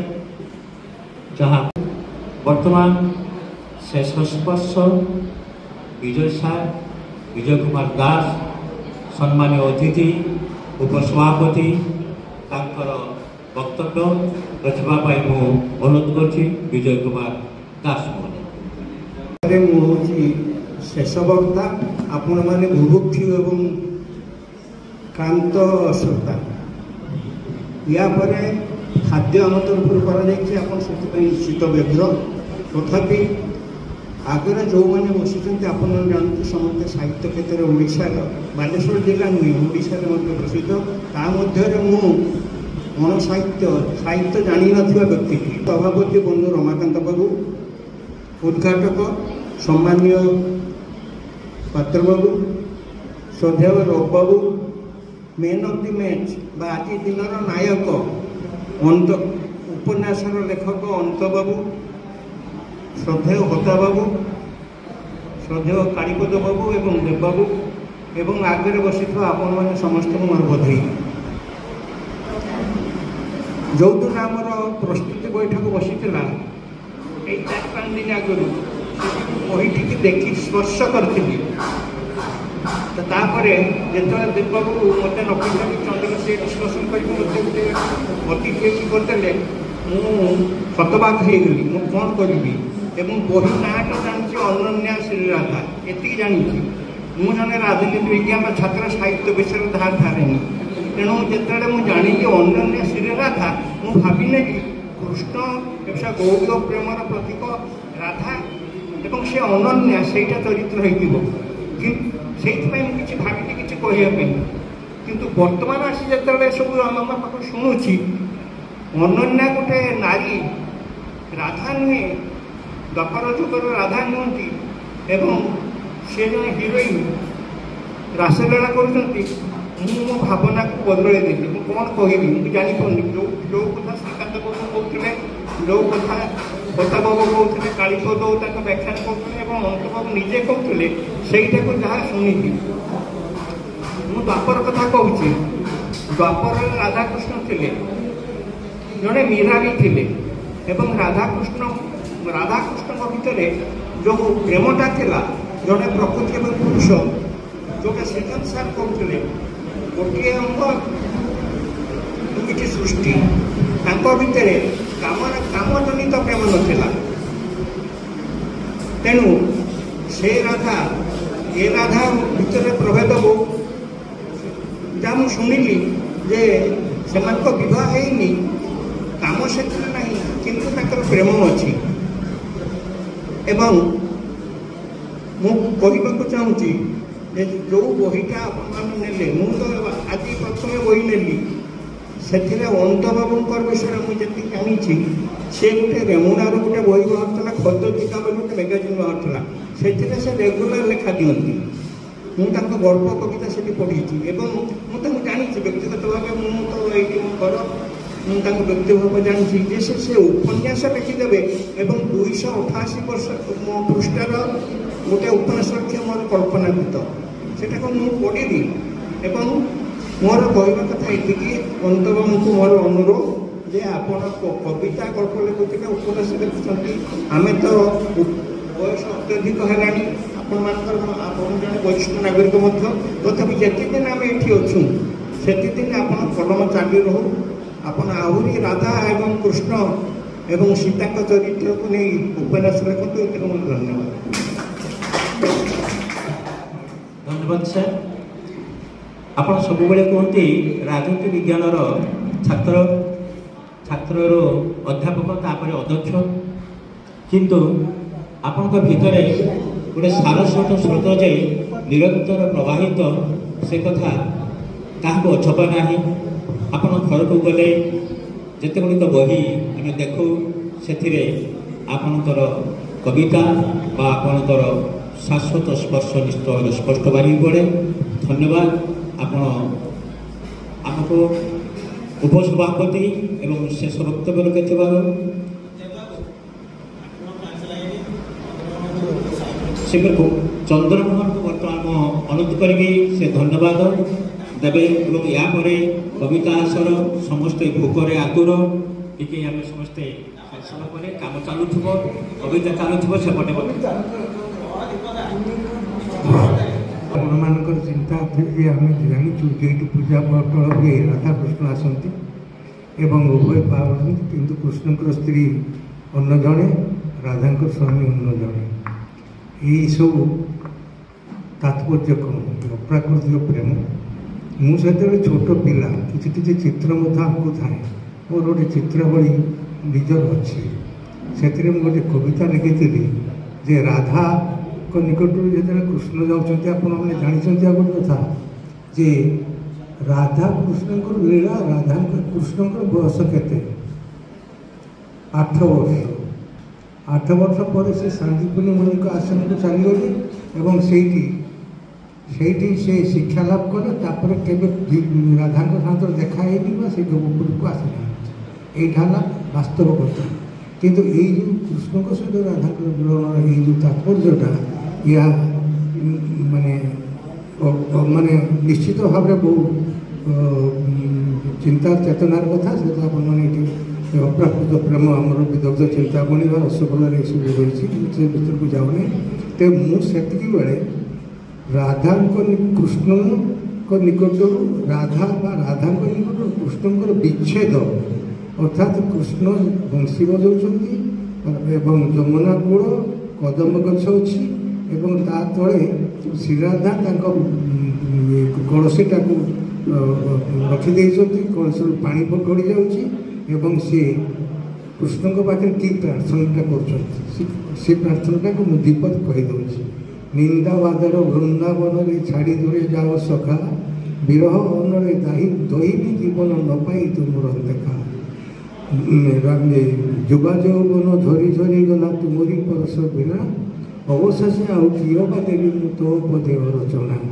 ରାଇସ ବିନୋଦିନୀ ପ୍ରେମ ସୌଭାଗିନୀ କେବଳ ବିନତି କରେ, ମୁଣ୍ଡ ରଖିବି ସାମପନ୍ଧୁ ଏ ଚରଣ ଚୌଗଳ ତଳେ। ଅଶ୍ରୁ ଝରିବ ନୟନ ପୁରାଇ ବନ୍ୟା ବେଦନା ଗାଇ, ଲକ୍ଷ ରଜନୀ ବିତାଇ ସଖା ଆଉ କିଛି ନାହିଁ। ତେଣୁ ସେ ଚାହୁଁନାହାନ୍ତି ଯେ ମୁଁ ତୁମର ସ୍ତ୍ରୀ ହେବି, ରୁକ୍ମିଣୀ ହେବି ବା ମୁଁ ତୁମର ସନ୍ତାନର ମାତା ହେବି, ଲକ୍ଷ ରଜନୀ ବିତେଇବି ବସା ଆଉ କିଛି ନାହିଁ। ଅଶ୍ରୁ ଝରିବ ନୟନ ପୁରାଇ, କେବଳ ମୁଁ ଅଶ୍ରୁ ଝରୁଥିବି। ନବମ ଶ୍ରେଣୀର ଗୋଟେ ପିଲା କି ବା ତାତ୍ପର୍ଯ୍ୟ ମୁଁ ବୁଝିଥିବି, এইভাবে কবিতা লিখেছিলি, সেটাই মোর কবিতা বইয়ের হচ্ছে। ধন্যবাদ। বর্তমান চন্দ্র ধন্যবাদ সভাপতি ডক্টর রমাকান্ত বেহেরা মহোদয় এবং আমার মুখ্য অতিথি ডক্টর শ্রীকান্ত চরণ পাত্র এবং মুখ্য বক্তা মথুরানাথ ভূতা মহোদয় এবং আমার সম্মানিত অতিথি বিজয় দাস বিজয় সার এবং আজর সমীক্ষক ডক্টর রবীন্দ্র বিহারী, ଏ ପୁସ୍ତକର ରଚୟିତା ଅନନ୍ତ ପାତ୍ର, ଯିଏକି ବହୁ ଆଗରୁ ଆମ ସହିତ ଥିଲେ। ତାଙ୍କ ଗଳ୍ପ କବିତା ଆମ ପତ୍ରିକାରେ ପ୍ରକାଶ ପାଇଛି। ମଝିରେ ସେ ଆମ ସହିତ ଟିକେ ଯୁକ୍ତ ହୋଇଥିଲେ, ଏବେ ସେ ଯୁକ୍ତ ହୋଇଛନ୍ତି। ଏବଂ ଏ ଉପନ୍ୟାସର ଯେ ପ୍ରକାଶକ କାଳୀପଦ ବାବୁ ଜଣେ ବିଶିଷ୍ଟ ସାହିତ୍ୟିକ, ବିଶିଷ୍ଟ ଲେଖକ ଏବଂ ଜଣେ ପ୍ରତିଭାବାନ ବ୍ୟକ୍ତି। ସେ ଆମ ଘରେ ଅଛନ୍ତି, ତାଙ୍କୁ ଧନ୍ୟବାଦ। ଏବଂ ଆମ ଆମର ଦାମୋଦର ସାହିତ୍ୟ ସଂସଦର ସମ୍ପାଦକ କୁମାର ପ୍ରଧାନ ଏବଂ ମୋ ଆଗରେ ବସିଥିବା ସମସ୍ତ କବି ଲେଖକ ସାହିତ୍ୟିକ ଆମର ନବକିଶୋର ଦାସ ଆମର ରାଜବଲ୍ଲଭ ବାବୁ ନବକିଶୋର ଦାସ ଭରତ ଦାସ ଏବଂ ଅନ୍ୟ ସମସ୍ତ ସାହିତ୍ୟ ବନ୍ଧୁମାନଙ୍କୁ ମୋର ଧନ୍ୟବାଦ। ଏ ଗରମରେ ଆପଣମାନେ ଏତେ ସମୟ ଦେଇ ଏ କାର୍ଯ୍ୟକ୍ରମକୁ ସହଯୋଗ କରିଥିବାରୁ ମୁଖ୍ୟ ଆମନ୍ତ୍ରଣାକୁ ମୁଖ୍ୟ କଥା କହିସାରିଛି ଏବଂ ଆମେ ଯାହା ସମ୍ଭାବନା କରୁଥିଲେ ସେୟା ହେଲା। ପ୍ରଥମରୁ ମୁଁ କହିଛି ପ୍ରତ୍ୟେକ କାର୍ଯ୍ୟକ୍ରମକୁ ଆମର ଯେଉଁ ସମୟ ସାରଣୀ ଭିତରେ ଶେଷ କରିବା କଥା ଆମେ ତ ଆରମ୍ଭ କରିଥିଲୁ ବିଳମ୍ବରେ, ସେ ସମୟ ଜ୍ଞାନ କୌଣସି ବକ୍ତା କିମ୍ବା ଆମର ସଂଯୋଜକ ଅନ୍ୟମାନେ ବଜାଇ ରଖିଲେ ନାହିଁ, ଯାହାଫଳରେ ଆମ ଆଗରେ ଥିବା କବି ଯେଉଁମାନେ ତାଙ୍କର କବିତା ପଢ଼ିବା ପାଇଁ ଆସିଛନ୍ତି ବହୁ ବ୍ୟଗ୍ରତାର ସହିତ ରହିଛନ୍ତି ସେମାନେ ଅସ୍ଥିର ହେଇସାରିଲେଣି। ଏପଟରେ ଖାଇବା ପାଇଁ ତାଙ୍କ ପେଟରେ ଭୋକ, ଏପଟରେ କବିତାର ଭୋକ। କେଉଁଟା କରିବା ଆଗରେ କେଉଁଟା କରିବା ଆମେ ଜାଣିପାରୁନୁ। ସେଇ କାର୍ଯ୍ୟକ୍ରମ ପ୍ରଥମେ ଯାହା ଆଗରୁ ହେଉଥିଲା ଏବେ ସେଇଆ ହେଲା। ବାରମ୍ବାର ଆମେ କହିକି ଆସୁଛୁ ଯେ ଆମେ କାର୍ଯ୍ୟକ୍ରମକୁ ସଂକ୍ଷିପ୍ତ କରିବା ଏବଂ ଠିକ୍ ସମୟରେ ଶେଷ କରିବା, କିନ୍ତୁ ହେଇପାରୁନାହିଁ। ବର୍ତ୍ତମାନ ମୁଁ ସମସ୍ତଙ୍କୁ ଧନ୍ୟବାଦ ଦେଉଛି ଏବଂ କବିମାନଙ୍କୁ ବିଶେଷ କରିକି ଧନ୍ୟବାଦ ଦେଉଛି ଯେଉଁମାନେ ଏତେ ସମୟ ଏତେ ଗୋଟେ କବିତା ପଢ଼ିବା ପାଇଁ କବିତା ନିଶା ସେମାନଙ୍କ ପାଖରେ ରହିଛନ୍ତି, ତାକୁ ଆମେ ସୁଯୋଗ ନ ଦେବା ତାହେଲେ ସେ ଏତେ ଖରାପ କାହିଁକି ଆସେ। ତେଣୁ କବିତା ନିଶାକୁ ଆମେ ପ୍ରଥମେ ସମ୍ମାନ ଦେବା ଏବଂ ଅଳ୍ପ ସମୟ ଭିତରେ ଆମ ଷ୍ଟେଜ୍ରେ ଯେଉଁ ଅତିଥି ବିଶ୍ରାମ ଦେବେ। ଆଉ ଏଠି ଆମର ବର୍ତ୍ତମାନ ସଂଯୋଜନା କରିବା ପାଇଁ ମୁଁ ଆମର ସସ୍ମିତା ରାଉତ କବି ସସ୍ମିତା ରାଉତକୁ ଅନୁରୋଧ କରିବି ଏବଂ ଆଉ ଜଣେ ଯୁବ କବି ଯିଏକି ଛୋଟ ପିଲା ସବୁଠାରୁ କନିଷ୍ଠ 2006 ମସିହାରେ ଜନ୍ମ କମଳଲୋଚନ ବେହେରାଙ୍କୁ ମୁଁ ଅନୁରୋଧ କରିବି ସେ ମଞ୍ଚରେ ଆସି ଏ କବିତା ପାଠ ସବୁ ପରିଚାଳନା କରିବେ। କାରଣ ଯୁବକ ବର୍ତ୍ତମାନ ଯେଉଁ ନୂତନ ପିଢ଼ି ଛାତ୍ର ସେମାନେ ଏ ସମ୍ପର୍କରେ କିଛି ଜାଣିବା ଦରକାର, ଏ ସମ୍ପର୍କରେ ଆଲୋଚନା କରିବା ଦରକାର। ଆଉ ମୁଁ ବର୍ତ୍ତମାନ ଆଉ ମୋ ଯେଉଁ ଉପନ୍ୟାସ ସମ୍ପର୍କରେ କିଛି କହୁନି, କାରଣ ଅନ୍ତଙ୍କର ତ 300 ପୃଷ୍ଠାର ଉପନ୍ୟାସ ମୁଁ ଯଦିଓ 3-4ଟା ଉପନ୍ୟାସ ଲେଖି ସାରିଛି, କିନ୍ତୁ 300 ପୃଷ୍ଠା ପର୍ଯ୍ୟନ୍ତ ଉପନ୍ୟାସ ଧରି ନାହିଁ। ଉପନ୍ୟାସ ଏମିତି ଗୋଟେ ଲେଖା ତ ଜାଣିଥିବେ ନିଶ୍ଚିତ, ଯେଉଁ ସାର୍ମାନେ ଜାଣିଥିବେ ଯଦି ଆରମ୍ଭ ହେଲା ଯେମିତି ରମାକାନ୍ତ ସାର୍ଙ୍କ ଭାଷଣ ଆରମ୍ଭ ହେଲା ଆଉ ସରିବ ନାହିଁ, ସେମିତି ଉପନ୍ୟାସ ଯଦି ଆରମ୍ଭ ହେଲା ଆଉ ସରେ ନାହିଁ। ତେଣୁ ଆପଣମାନଙ୍କୁ ସମସ୍ତଙ୍କୁ ଧନ୍ୟବାଦ ଦେଇ ମୁଁ ମୋର ଧନ୍ୟବାଦ ପର୍ବ ଶେଷ କରୁଛି। ଏବେ କବିତା ପର୍ବ ଆରମ୍ଭ କରିବା। ତା ଭିତରେ ଯେଉଁମାନେ ଅତ୍ୟଧିକ ଭୋକିଲା ହେଇଛନ୍ତି ଆମ ସେଇ ପାଖରେ ଯାଇକି ସେମାନେ ଖାଇପାରିବେ ଏବଂ ଅତିଥିମାନେ ସେମାନେ ବି ଖାଇବା ଆରମ୍ଭ କରନ୍ତୁ। ଅତି କମ୍ ସମୟ ଅଧଘଣ୍ଟା ଭିତରେ ଆମେ କବିତା ଅଧଘଣ୍ଟା ପଇଁଚାଳିଶ ଆସୁଛନ୍ତି ନବକିଶୋର ଦାସ ସାର୍ କଲେଜ ଛୋଟଶାଳରୁ କପାନଳ ଗ୍ରୀଷ୍ମ ପ୍ରଭାଗ୍ନି